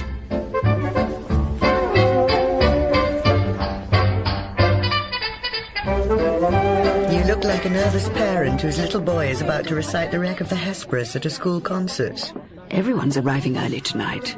Miss Devine is pushing in her hairpins. And even Miss Hilliard is arrayed in her best black gown with a train to it. Punctuality seems to be one of your gentleman's virtues. You'd better meet him and settle his nerves before the ordeal. Have you cleaned your teeth? And said your prayers? Yes, Mamma. And cut my nails and washed behind my ears and got a clean handkerchief. He seemed as ready for mischief as a wilderness of monkeys, and I was glad to relinquish him to the Dean to make the introductions. And how is Warsaw? I haven't been there for years. Miss Lydgate was far too unself-conscious to have any attitude at all. Miss Hilliard looked deeply suspicious, but Peter was more than equal to the task. I've been looking forward to meeting you. Your paper in the Historical Review on the diplomatic aspects of the divorce was really masterly. And your handling of the He certainly made a complete conquest of Miss Hilliard. She looks as if she's been given a birthday present. She's even introducing him to Miss Devine. Her back hair's coming down again. A sure sign of pleasure and excitement. Here comes the Warden. We shall have to separate them. He's got to take the Warden into dinner. All's well. She's collared him. The firm assertion of the royal prerogative. In hall, I was placed between Miss Hilliard and Miss Barton, and since neither had anything particular to say to me, I was able to observe the Warden's determination to size up Peter, and his diplomatically veiled determination to size up her. But probably are not interested in all this question of women's education. Is it still a question in Oxford? I had hoped I'd return to civilization. They manoeuvred their way through the question of college endowments, the philosophy of Plato. I fear that philosophy is a closed book to me, as music is to the tone-deaf. A very apt analogy. As it happens, I am tone-deaf myself. Eventually, the Warden collected the high table with her eye, rose and made a stately exit. As we moved to assemble for coffee in the senior common room, I realized how queer the whole situation was. I felt that Peter was some dangerous alien, and that I was on the side of the women who were welcoming the Inquisitor among them. I felt exactly like Judas. Feeling Judas is part of the job. It's no work for a gentleman. Shall we wash our hands like Pilate and be thoroughly respectable? No, we're in for it now. We'll be degraded together. Oh, that will be nice. I slid my hand under his arm and I thought, he and I belong to the same world, and all these others are the aliens. We'd better go in. What do you want me to do? Chuck the ball back to me if it runs out of the circle. Just exercise your devastating talent for keeping to the point and speaking the truth. That sounds easy. It is for you. That's what I love you for, didn't you know? Coffee was already on the table, and the senior common room gathered about it and then divided into groups. But one by one the spurts of conversation faded and died, leaving Peter's voice floating like a solo instrument. The execution of the guilty is unpleasant, but not nearly so disturbing as the slaughter of the innocents. To take one example, I happened to find out that a young woman had murdered an old one for her money. Well, it didn't matter much, the old woman was dying in any case. But as soon as I began to meddle, the girl set to cover her tracks, and 2 other innocent people were killed. You're suggesting that they were sacrificed to a social principle? To Lord Peter's social principles, at any rate. You can't carry through any principle without doing violence to somebody. What is important is to establish the facts. Oh, but surely one cannot simply brush aside the question of personal loyalties. And so the discussion was fairly launched, with feelings running high on both sides. Of course, if you think that private loyalty should come before loyalty to one's job. With Peter always contriving to steer the talk back in the direction he wished it to take. But the question is not always as simple as one might suppose. How about the artist of genius who has to choose between letting his family starve and painting potboilers to keep them? He's no business to have a wife and family. It would be perfectly immoral for him to turn out bad pictures. I don't see that a few bad pictures would matter one way or another. Of course they matter. If you can't agree about a painter, why not make it a scientist? There are certainly questions of principle there. Somebody wrote a novel called The Search. C.P. Snow. It's funny you should mention it. That was the book that was vandalized. That's probably why it came into my mind. I have never read the book. It's about a man who sets out to be a scientist and gets on very well until, just as he's about to be appointed to an important executive post, he discovers he's made a serious error in a scientific paper. Somebody finds out and he doesn't get the job. So he decides he doesn't care for science after all. Obviously not. He only cared about the post. But in the same novel, somebody does deliberately falsify a result in order to get a job. But the man who spots it says nothing, because the scientist is badly off and has a wife and family to support. Well, of course one couldn't do that. Not for 10 wives and 50 children. I congratulate you, Miss Barton, for striking such a fine, unfeminine note. Will no one say a word for the poor women and children? But surely we're drifting away from the point. This thing was in a novel. It would never happen like that in real life. Oh, but it does. It's happened to me. When I was examining for professorial thesis at Flamborough College, there was a man who produced a very interesting paper on an historical subject. It was a very persuasive piece of argument. Only I happened to know that it was quite untrue, because a letter that absolutely contradicted it was in existence in an obscure library in a foreign town. But internal evidence showed that the man must have had access to that letter. I discovered afterwards that he had seen the letter and deliberately suppressed it. But how could you be so sure he had seen it? He might carelessly have overlooked it. Well, not only had he seen it, but he had stolen it. He had come upon the letter when his thesis was complete, and he had no time to rewrite it. It was a great blow to him, because he had grown enamoured of his own theory and couldn't bear to give it up. That is the mark of an unsound scholar, I'm afraid. What happened to him? Well, that was the end of him, of course. Naturally, he lost his professorship, and they took away his MA as well. Oh, dear. The poor man must have wanted the job very badly. It would have meant a great deal to him financially. He was married and not well off. I don't know what became of him. He dropped out completely. You'd think it would be a lesson to him. He'd sacrificed his professional honour for the women and children we hear so much about. But in the end, it left him and them much worse off. And then a silence fell. There was a palpable nervous tension in the room. Now, they were saying to themselves, now something is going to happen. Something is going to be said about the Shrewsbury poison pen. And it is all going to be very uncomfortable. It really is the most ghastly outrage. That loathsome smell of decay, that disgusting mound of putrefaction. What exactly are you talking about, Lord Peter? The corporation garbage dump. It has destroyed the romance of Oxford. The following day, Peter came back to Shrewsbury with his nephew, Viscount St. George. I want to see if he can identify the woman who grabbed him round the throat that night. But St. George recognised no one, and to Peter's fury and the outrage of Miss Hilliard, enfolded me in a passionate embrace beneath the windows of the senior common room. Damn that boy! Oh, Peter, what does it matter? He only wanted to tease you. Well, it's a pity he can't find some other way to do it. I seem to be a perfect millstone tied around your neck, and sooner I clear out the better. I snapped back at him, and he went off in a fury on some mysterious mission to York. On the following night, a strange and sinister thing happened. I'd been taken by my Somerville friend to a literary gathering in honour of a celebrated minor poet. I was told I was wanted on the telephone. Is that Miss Vane? Yes, who's that speaking? This is Shrewsbury College. Could you please come round quickly? There's been another disturbance. Who is that speaking, please? This is Dr. Barron's maid. And what has happened? I don't know, miss. The warden said I was to ask you to come at once.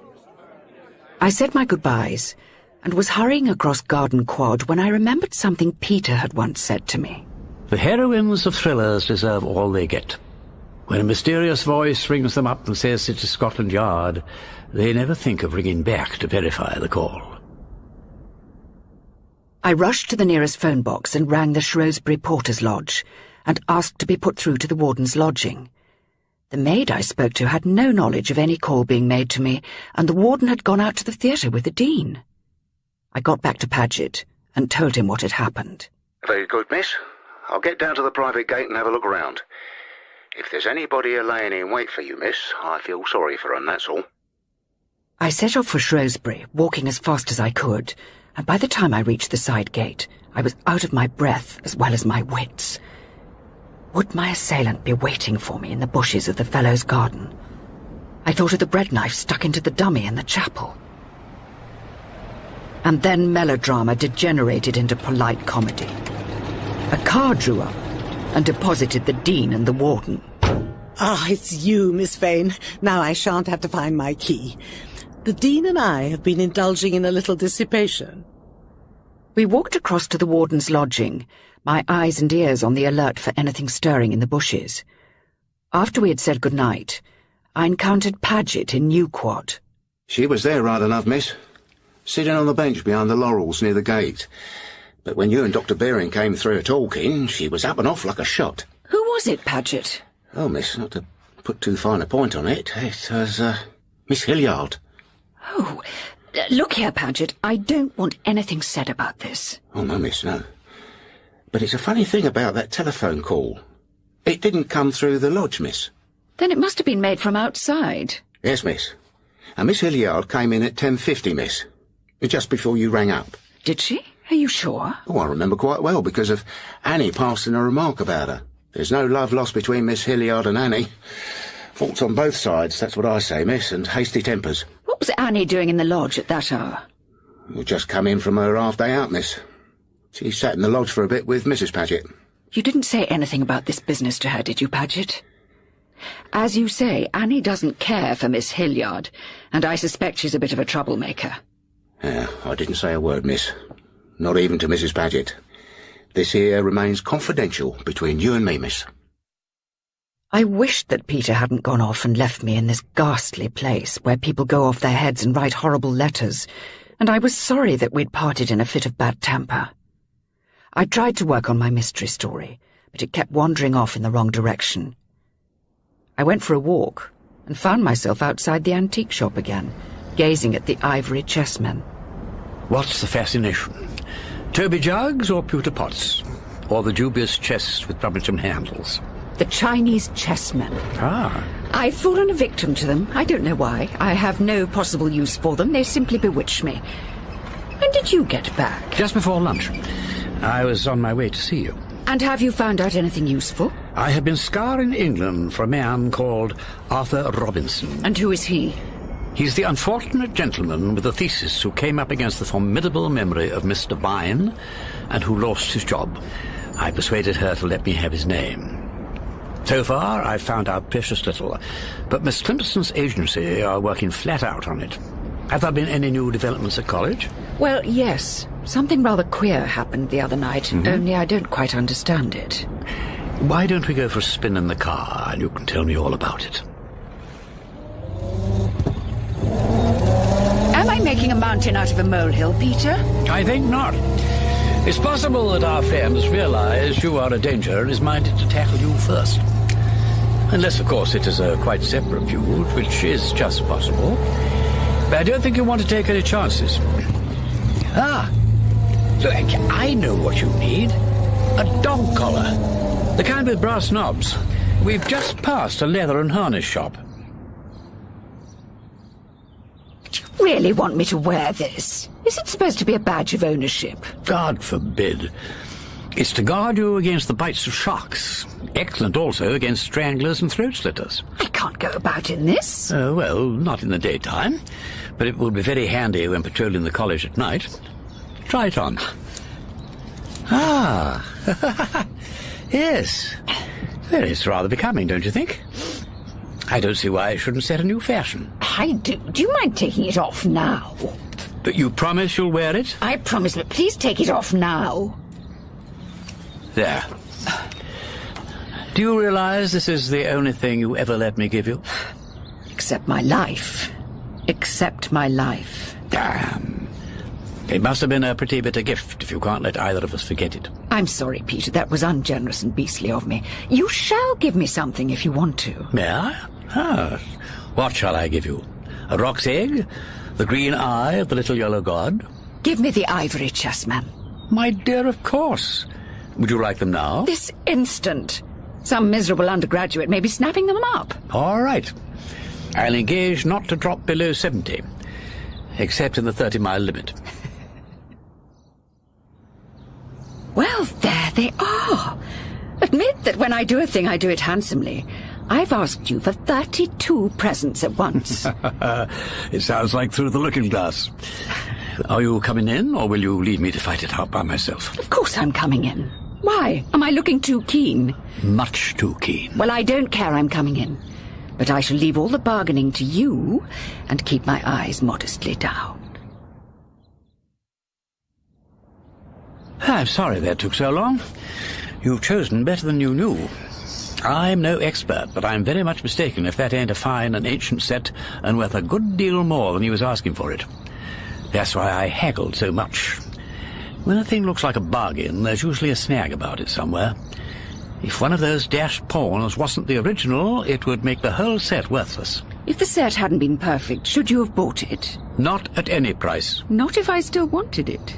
No, that's the snag about me. Besides, you wouldn't want it. You have the scholarly mind, and you'd always feel uncomfortable knowing it was imperfect, even if nobody else knew. That's true. Well, I'm glad they're all right, because I love them with a perfectly idiotic passion. They've been haunting my slumbers for weeks. And even now I haven't said thank you. Oh, yes, you have. And anyway, the pleasure is all mine. But where are you going to keep them? You can't just leave them in their box. Look at all these little fragile spears and the royal headdresses. If they were mine, I shouldn't be able to keep my eyes off them for a moment. I've just remembered. We can get one of the glass cases from the science lecture room. You can keep them in there. Thank you. That would be lovely. I've always considered chess the most wearisome amusement in the world. Oh, nonsense. Shall we have a game, Miss Vane? But I expect you could play my head off. I'll give you a pawn advantage. Even so, I suffered 3 humiliating defeats in quick succession.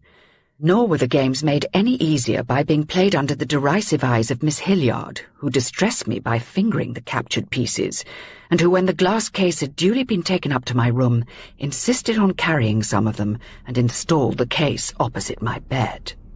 Now you'll be able to see them if you wake up in the night. The following day happened to be the Dean's birthday, and on my way back from the market to buy her roses, I ran into Peter coming out of the Mitre Inn. Just the thing, I must say. I rather like your Dean. Have you heard anything more about Arthur Robinson? Only that he married his landlady's daughter, a young woman called Charlotte Ann Clark, and had a daughter, Beatrice Maud. I'm hoping to hear more this afternoon, but I have a pretty shrewd idea whom I'm after. Lord Peter Wimsey has been to see me with a rather curious proposition. He told me that he was almost certain in his mind as to the identity of the offender, but he was not in a position at that moment to offer a complete proof. He asked me whether I would allow him to interrogate this person privately, in the hope of surprising her into some admission. If the bluff, as he called it, came off, she could then make her confession to me. I need hardly say that I could not possibly consent to such methods being used upon anybody in college. Yes, I can understand that. I said that we should at least wait for additional evidence, but he made it very plain that the culprit might throw caution to the winds and make a direct assault either on Mr. Vine or yourself. That is why I asked you to come here. I don't in the least mind what risks I take, but Mr. Vine ought to be warned, I think. That is what I said, and Lord Peter approved. Have you said anything to her? Mr. Vine is in town and will not return until tomorrow evening. I propose to tell her then. So there was nothing to do but wait. That evening, I worked with Miss Lydgate on her interminable proofs. And as I was going upstairs to my room, I encountered Miss Hilliard. Oh, Miss Vane. Were you looking for me? No, I wasn't. Certainly not. Going to work under the inspiration of your beautiful chessmen? More or less. I hope you have a pleasant time with them. I went on up the stairs and opened the door of my room. The glass case had been shattered, and the floor was strewn with smashed and trampled fragments of red and white ivory. Blind, bestial malignity. Not only broken, but ground to powder. There's been a hail year at work as well as a poker. She hates you, Harriet. I thought she was only afraid of you. Oh, my dear girl, now come along, don't cry about it. It might have been you. I loved them, and you gave them to me. It's a pity it's that way round. You gave them to me and I've loved them is all right, but I loved them and you gave them to me is irreparable.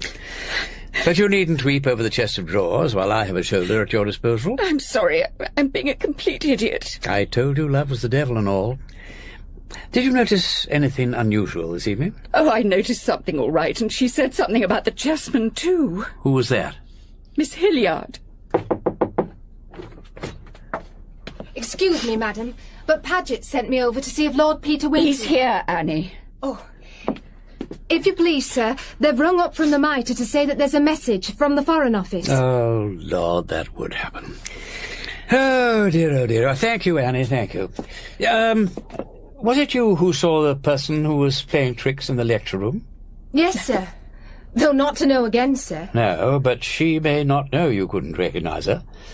If I were you, I'd be rather careful how you go about the college after dark. Yes, sir. Thank you, sir. You'd better be getting back to see what the trouble is. I'll walk with you as far as the quad. Look, my dear, this is all very tiresome. I just hope it ain't another summons to Rome. And I don't choose the moment my back is turned to get wiped out. And don't forget the dog collar. Good night. Good night. Miss Vane, I should like to speak to you. Certainly, Miss Hilliard. And I should rather like to speak to you. Shall we go to my room? Anywhere you wish. Miss Vane, what are the relations between that man and you? What do you mean by that? You know perfectly well what I mean. If nobody else will speak to you about your behaviour, then I must. You bring this man here knowing perfectly well what his reputation is. I know what his reputation as a detective is. I mean his moral reputation. You know as well as I do that he is notorious all over Europe. He keeps women by the score. All at once or in succession? It's no good being impertinent. The way you look at him is a disgrace. You take him up to your room. Really, Miss Hilliard, I can't allow you... He was there tonight. You know very well why he was there. I can guess. And I know very well why you came there. I never went into your room. You didn't go into my room and smash my chessmen? I haven't been anywhere near your room tonight. That is a lie. And I know it is a lie because there's a fragment of broken ivory on the carpet under your writing table and another stuck on the heel of your right shoe. I saw it following you up the stairs. Oh, my God. Give me your shoe. Here. That's evidence. Incontrovertible. I did go to your room to say to you what I said just now, but you weren't there. And when I saw the mess on the floor, I was afraid you'd think... I did think. What did he think? I don't know what he thought, but he'll probably think something now. You've no evidence that I did it. But I did see it. And you can tell your lover that I saw it and was glad to see it. But he'll tell you that's no proof that I did it.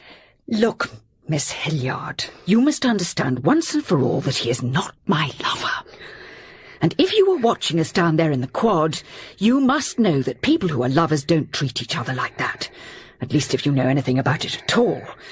We're very old friends. Oh, don't talk nonsense. You know you're in love with the man. By God, if I'm not, I know who is. Oh, you've no right to say that. It's true all the same. I should have realized. I'm sorry. Oh, for God's sake, go away. I had no intention of sleeping in my room that night, and the bursar found a bed for me in the infirmary. I kept away from college all next day, taking Miss Lydgate off for a picnic at Hinksey. When we got back, there was a message at the lodge asking me to telephone Viscount St. George urgently. Look here, I can't get hold of Uncle Peter. He's vanished again. But I saw your ghost this afternoon, and I think you ought to be careful. Where did you see her? About 2:30, walking over Magdalen Bridge. She was talking to herself and looking awfully queer. Sort of clutching with her hands and rolling her eyes about. Couldn't mistake her. That woman's dangerous. After hall that night, I went up to my room, locked the door and took out the dog collar and put it on. When I glanced at myself in the mirror, it looked as if I'd been guillotined. 10:15, the time Miss Devine's train was due to arrive from London. But had the warden remembered to warn her? I went downstairs and crossed the quad. There was no light in her room, but the curtains were drawn across. I opened the door and felt for the light switch. But it did not come on. You filthy bitch! I'm going to kill you as you killed him! In Gaudy Night, by Dorothy L. Sayers, Lord Peter Wimsey was played by Ian CarMICHAEL, and Harriet Vane by Joanna David. The Warden, Jill Balkan. The Dean, Francis Jeter. Miss Lydgate, Elizabeth Proud. Miss Devine, Sarah Lawson. Miss Hilliard, Elizabeth Bell. Miss Barton, Carolyn Jones. Annie Wilson, Angela Sims. Miss Newland, Nicola Holmes. Viscount St. George, Tom George. Paget, Don McCorkindale. Other parts were played by members of the cast. Gaudy Night was dramatised by Michael Bakewell and directed for BBC Audiobooks by Enid Williams.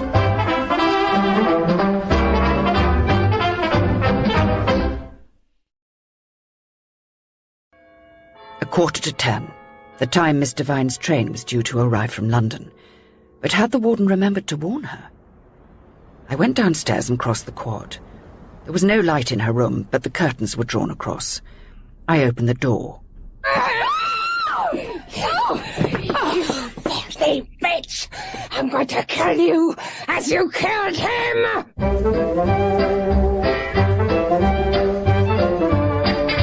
We present Ian CarMICHAEL as Lord Peter Wimsey and Joanna David as Harriet Vane in Gaudy Night by Dorothy L. Sayers.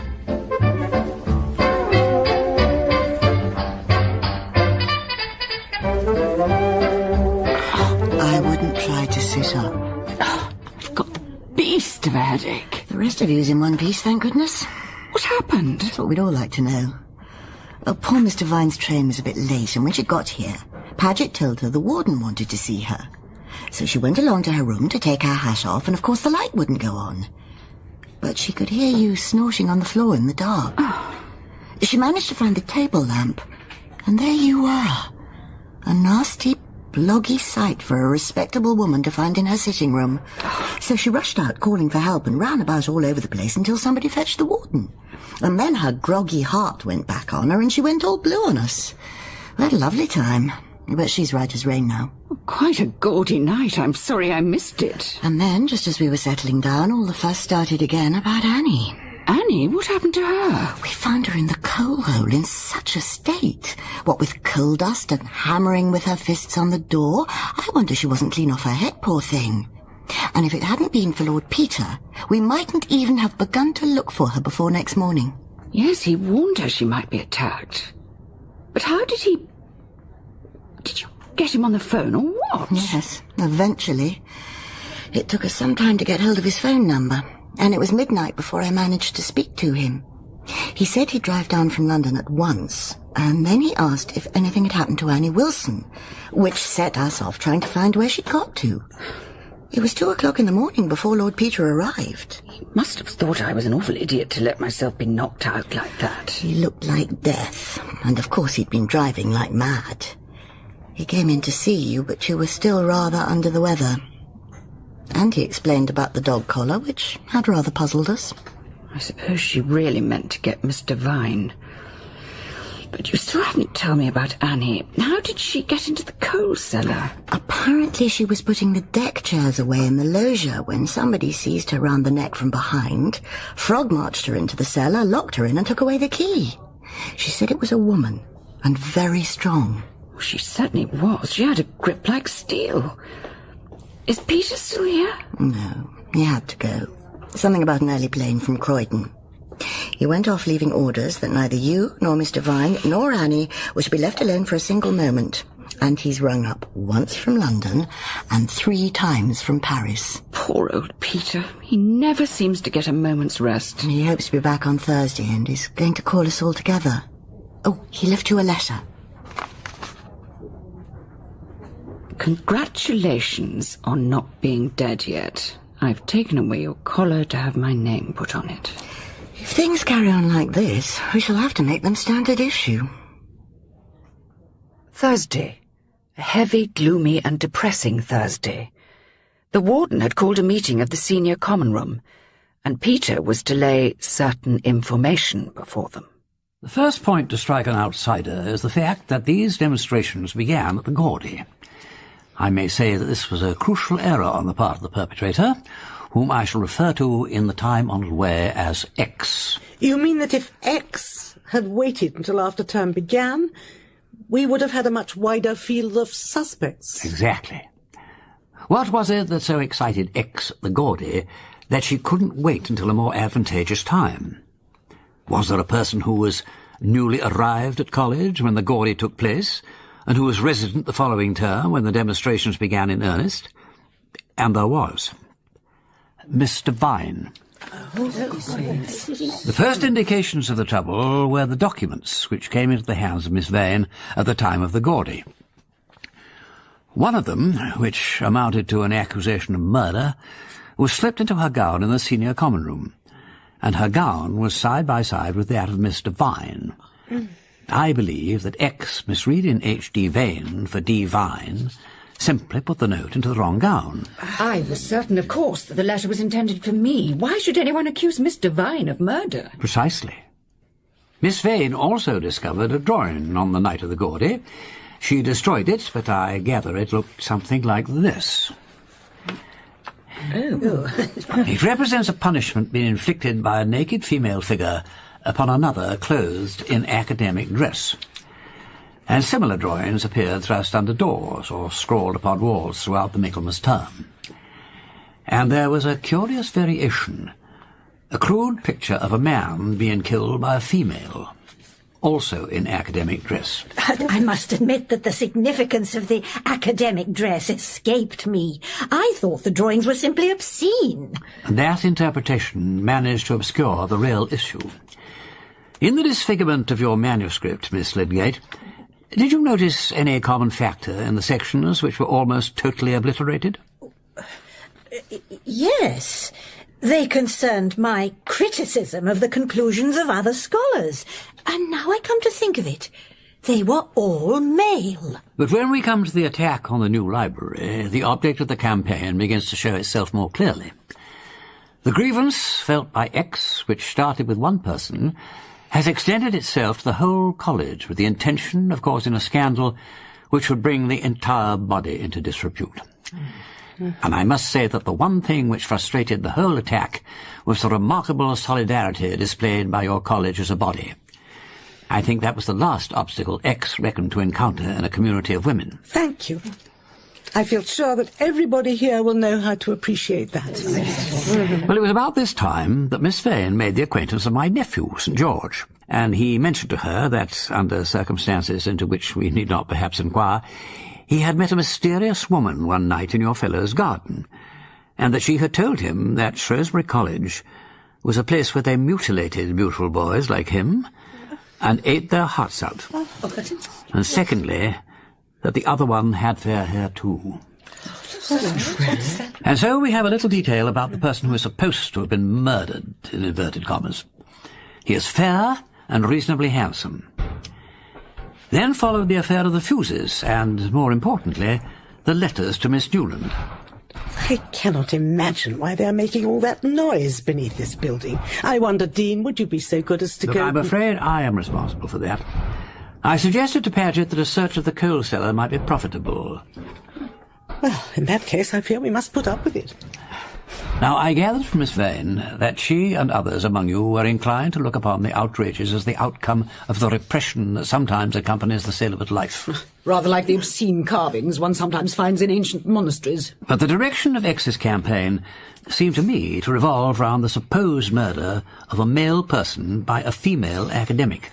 The picture of X, suggested by all this, was someone with a fiercely anti-academic bias, which seemed to rule out all of yourselves. And then I began to consider the practicalities.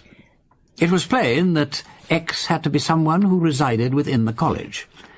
But there was the curious circumstance of the letters which came by post. You mean that they only came on Mondays and Thursdays? Which suggests that whoever posted them could only go outside on Sundays and Wednesdays. Exactly, Mr. Vine. And X also needed to have a place somewhere outside college where the clothes she used for prowling about the corridors at night and the dress found on the dummy in the chapel could be kept and the letters prepared. The letter factory and the science laboratory was obviously an attempt to divert our suspicions. Indeed it was. So the person who seemed best to fulfill these conditions appeared to be one of the scouts. But that's out of the question, surely. The majority of them, however, seemed to be ruled out. Most of those in the scouts' wing slept two to a room, but there were two who had separate rooms. Carrie, the head scout, and Annie Wilson. And Annie corresponded most closely to the psychological picture of X. She'd been married, she had Sunday and Wednesday afternoons off, and she had a place outside college where her children lived. Oh, this is preposterous. There was one consideration which led Miss Vane to eliminate all the scouts. The Latin quotation from Virgil pinned to the dummy with a knife. But this objection did not carry a great deal of weight with me. I thought there must be something special about a passage that describes hideous and unnatural females who snatched the meat from men's mouths. When I first heard of that, I felt sure there was a man behind it all. That was probably a sound instinct, as will become clear. My first task was to find out whether Mr. Vine had ever actually murdered or injured anybody. Do you mean to say that the interminable discussion that night was intended merely to bring out Mr. Vine's story about the man's thesis? I'm afraid it was. And the next day I asked Mr. Vine for the name of the man in question. He was Arthur Robinson. And did you find out what happened to him? He was married to a woman called Charlotte Ann Clark, who had been his landlady's daughter. They had two children, Beatrice and Carola. Beatrice and Carola? After the trouble over the thesis, he changed his name to Wilson and took a post as a junior master in a prep school. But I'm afraid he took to drink. Lost that job and took another. Lost that, and 3 years ago he blew his brains out. Oh, no. There were photographs in the local paper. Here it is. A fair, handsome man. Something of my nephew's type. And here is a photograph of his widow. Yes, that is Annie Wilson. If you read the report of the inquest, you will see that he left a letter saying that he had been hounded to death. It contained a Latin quotation which the coroner translated. Tristius haudilis monstrum. The lines that were pinned to the dummy. So you were right, Miss Hilliard. A man was behind it. Annie Wilson, been obliged to do something to support her children and herself, went into service and applied for a job here. She probably knew that as a widow with 2 children she would receive kindly consideration. What did I tell you? I always said that ridiculous sentimentality about married women would be the ruin of this college. Poor soul, brooding over her grievance in such an unbalanced way. If only we had known, we could have surely done something to make her see things in a more rational light. Well, did it never occur to you, Mr. Vine, to inquire what happened to that unhappy man? I'm afraid it did not. Why should you? So it was Annie Wilson who attacked Miss Vane? Oh, yes. I find it difficult to forgive myself for not having spoken earlier, with or without proof, to put the suspect under observation. Oh, nonsense. If you had, she might have chucked the whole thing for the rest of term, and we should still know nothing. I wasn't much hurt. No, but it might not have been you. I knew you were willing to take the risk, but I had no right to expose Mr. Vine. Well, it seems to me that the risk was rightly and properly mine. But if Annie really did this dreadful thing, how does she come to get shut in the coal hole? Excuse me, Madam Warden, ladies. I think we are about to discover that. Here you are, Lord Peter. Here's the cellar key, right at the bottom of the coal heap. So, she locked herself in and hid the key in a desperate attempt to divert suspicion from herself. Thank you, Paget. One moment, Paget. I want to see Annie Wilson. Will you please find her and bring her here? I don't think that's a very good idea. You have made a public accusation against this unfortunate woman, and it is only right that she should be given the chance to answer it. Bring her here at once, Paget. Annie came in wan and subdued, and then she noticed the newspaper containing the photographs of herself and her husband spread out upon the table. Her eyes went round the room like a hunted animal. Annie, certain allegations have been made against you concerning the disturbances in this college, and I have sent for you in order that you might clear yourself. Clear myself? I wouldn't trouble to clear myself. I'd like to see you bring me into court. How would you look, you smug hypocrites, sitting there while I told the judge how that woman killed my husband? I'm exceedingly disturbed.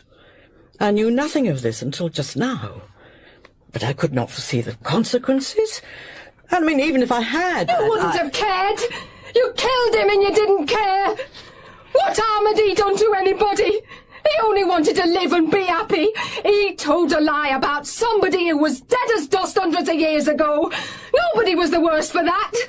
Was a dirty piece of paper more important than our lives and happiness? You broke him, and you killed him. Do you think that's a woman's job? Most unhappily, it was my job. What business had you with a job like that? A woman's job is to look after her husband and children. I loved my husband and you broke his heart. If he'd have been a thief and a murderer, I'd have loved him and stuck to him. Annie, you must surely understand that... Understand? What do any of you understand with all your books and your learning? You're ignorant and stupid and helpless, you silly old hags. You even had to get a man to do your work for you. You brought him here, Miss Vane, and you're the dirtiest hypocrite of the lot. You had a lover once and he died. You chucked him out because you were too proud to marry him. You were his mistress and you sucked him dry. And what are you going to do with this one here? You send for him when you need him to do your dirty work, and when you've finished with him, you'll get rid of him. You'll use him like any other tool to break me. You'd like to see me in prison and my children in an home because you haven't got the guts to do your proper job in the world. The whole bunch of you together haven't got flesh and blood enough to make you fit for a man. And as for you, your lordship, you rotten little white-faced rat, it's men like you that make women like this. You don't know how to do anything but talk. That woman's making a fool of you and you can't even see it. Well, what are you going to do now, all of you? Run away to the magistrate because I made fools of you all? You daren't touch me. You're afraid of me. I had a husband, and I loved him, and you killed him. You killed him, and we never had a happy moment ever again. For heaven's sake, can't this be stopped? No, come, Annie. We're all very sorry for you, but you mustn't behave in this hysterical way. What would your children say? Now, shh! You better come and lie down quietly and take some aspirin, sir. Will you help me out with her? I apologise for allowing this scene to take place. I ought to have known better, Lord Peter. You were perfectly right. Of course he was right. He's always right. He said it was dangerous to care for anybody. He said love was the devil. Oh, God, get me out of here. I'm going to be sick. Of course, Mr. Vine, no sane person could think of blaming you. Nobody, perhaps, but myself. Lord Peter, a little later on, when we are feeling more ourselves, I think we should like to say that we're... Please don't. It doesn't matter at all. Then I think we should bring to an end these proceedings. Good afternoon. I do blame myself. Most bitterly. Not for my original action, but for the sequel. But surely... Nothing you can say to me could make me feel more responsible than I do already. I can have nothing to say. Like you and every member of this common room, I admit the principle, and the consequences must follow. Yes, but that won't do. One ought to take some thought for other people. Miss Lydgate would have done what I did in the first place, but she would have made it her business to see what became of that unhappy man and his wife. Miss Lydgate is a very rare person, but she couldn't prevent other people from suffering for her principles. That seems to be what principles are for, somehow. How much are you going to suffer for this? Oh, God knows, that's my lookout. In any case, you know I'm with you. Every time. Oh, thank heaven they've gone. I'm afraid I made rather an exhibition of myself. Well... What's happened to Peter? Oh, he's gone too. Miss Vane, I've no wish to pry impertinently into your affairs, but we've had to face a good many facts this afternoon. Isn't it time you faced the facts about this man? I have been facing one fact for some time. That is that if I once gave way to Peter, I should go up like straw. Oh, that is moderately obvious. How often has he used that weapon against you? Never.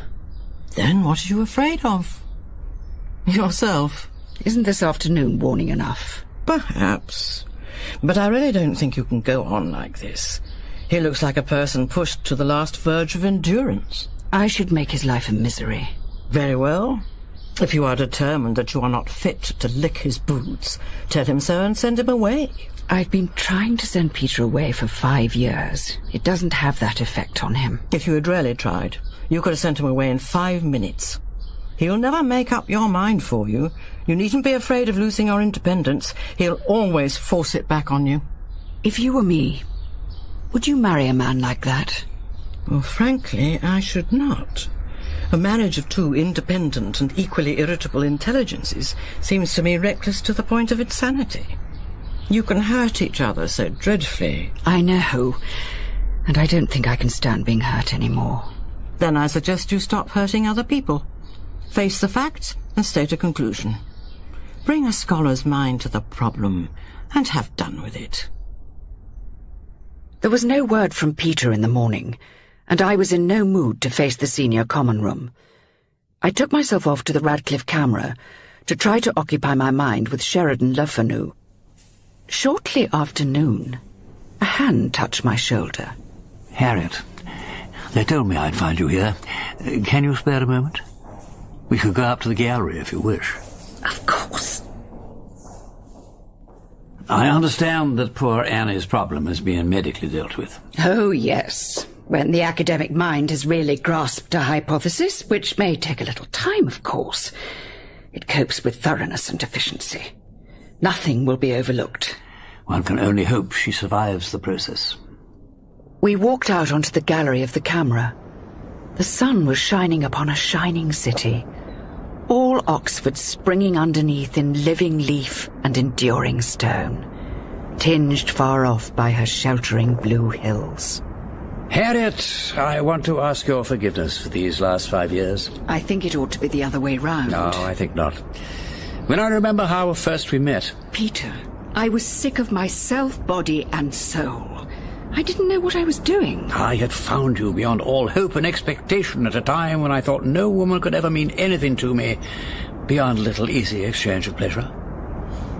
I was so terrified of losing you before I could grasp you that I babbled out all my greed and fear, as though, God help me, you had nothing to think of but me and my windy self-importance. Oh, Peter. My dear, you showed me what you thought of me when you said you would live with me but never marry me. Don't. I'm ashamed of that. Ah, not so bitterly ashamed as I've been. It has taken me a long time to learn my lesson, Harriet. I've had to pull down, brick by brick, the barriers I had built by my own selfishness. Peter, it's not fair to let you talk like this. It's I who ought to apologize. If I owe you nothing else, I owe you my self-respect, and I owe you my life. Ah, but I've given you that back by letting you risk it the other night, and nearly losing it in the process. That was the last kick that sent my vanity out of doors. Peter, I did manage to appreciate that. I heard that you collected 5 summonses for speeding on your drive from London to here. Mayn't I be grateful? I don't want your gratitude. But won't you take it now that I want to give it to you? Then I have no right to refuse. Let that clear all scores, Harriet. You've given me far more than you know. You are free now and forever, as far as I'm concerned. You saw yesterday what personal claims might lead to, though I didn't intend you to see it quite that brutal way. But I couldn't see how I could have prevented it. Yes, you wouldn't falsify the facts to support a thesis. What would have been the good? What could I ever have gained by letting you imagine a lie? I set out in a lordly way to offer you heaven and earth. I find that all I have to give you is Oxford, which was yours already. Enter into your heritage. Peter, Oh, damn. Don't worry, don't worry. It's quite all right. Hey, it looks as though I may have to go back to Rome next week. But I shan't leave Oxford till Monday. On Sunday there's a concert at Balliol. You'll have to wear your gown again, I'm afraid. But will you come to it?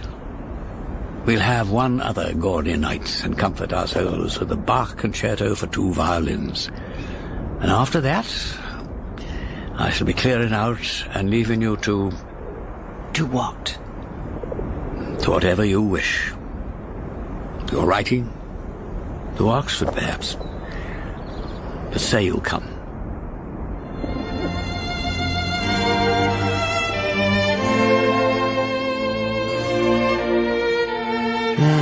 It's a beautiful night. Far too good to waste. Don't go back yet. Come down to Morton Bridge and send your love to London River.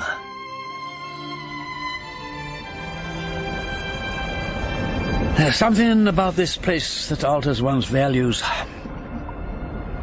I've said a good deal to you one way and another lately. But you may have noticed that since we came to Oxford, I have not asked you to marry me. Yes, I had noticed it. I'd been afraid because I knew that from anything you said to me here, there could be no going back. But I will ask you now. And if you say no, I promise that this time I will accept your answer. Harriet, you know that I love you. Will you marry me? Tell me one thing, Peter. Will it make you desperately unhappy if I say no? Desperately? Oh, my dear, I will not insult either you or myself with a word like that. I can only tell you that if you will marry me, it will give me very great happiness. I reached out and laid my hands on the fronts of his gown, searching for words. But it was Peter who found them for me, in the Latin of the degree ceremony, where the Vice-Chancellor takes off his cap and asks whether it pleases the doctors of the university that a candidate should be admitted to a degree. Peter bared his head and stood with his mortarboard in his hand. Plaquette, magistrat? Plaquette. Harriet. And the proctor, stumping grimly past, averted his eyes from the spectacle of 2 senior members of the university in their academic gowns, passionately embracing.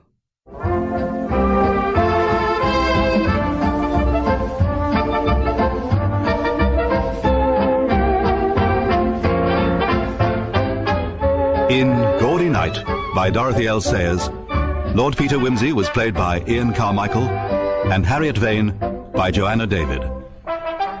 The Warden, Jill Balkan. The Dean, Francis Jeter. Miss Lydgate, Elizabeth Proud. Miss Devine, Sarah Lawson. Miss Hilliard, Elizabeth Bell. Miss Barton, Carolyn Jones. Annie Wilson, Angela Sims. Miss Newland, Nicola Holmes. Viscount St. George, Tom George. Paget, Don McCorkindale. Other parts were played by members of the cast.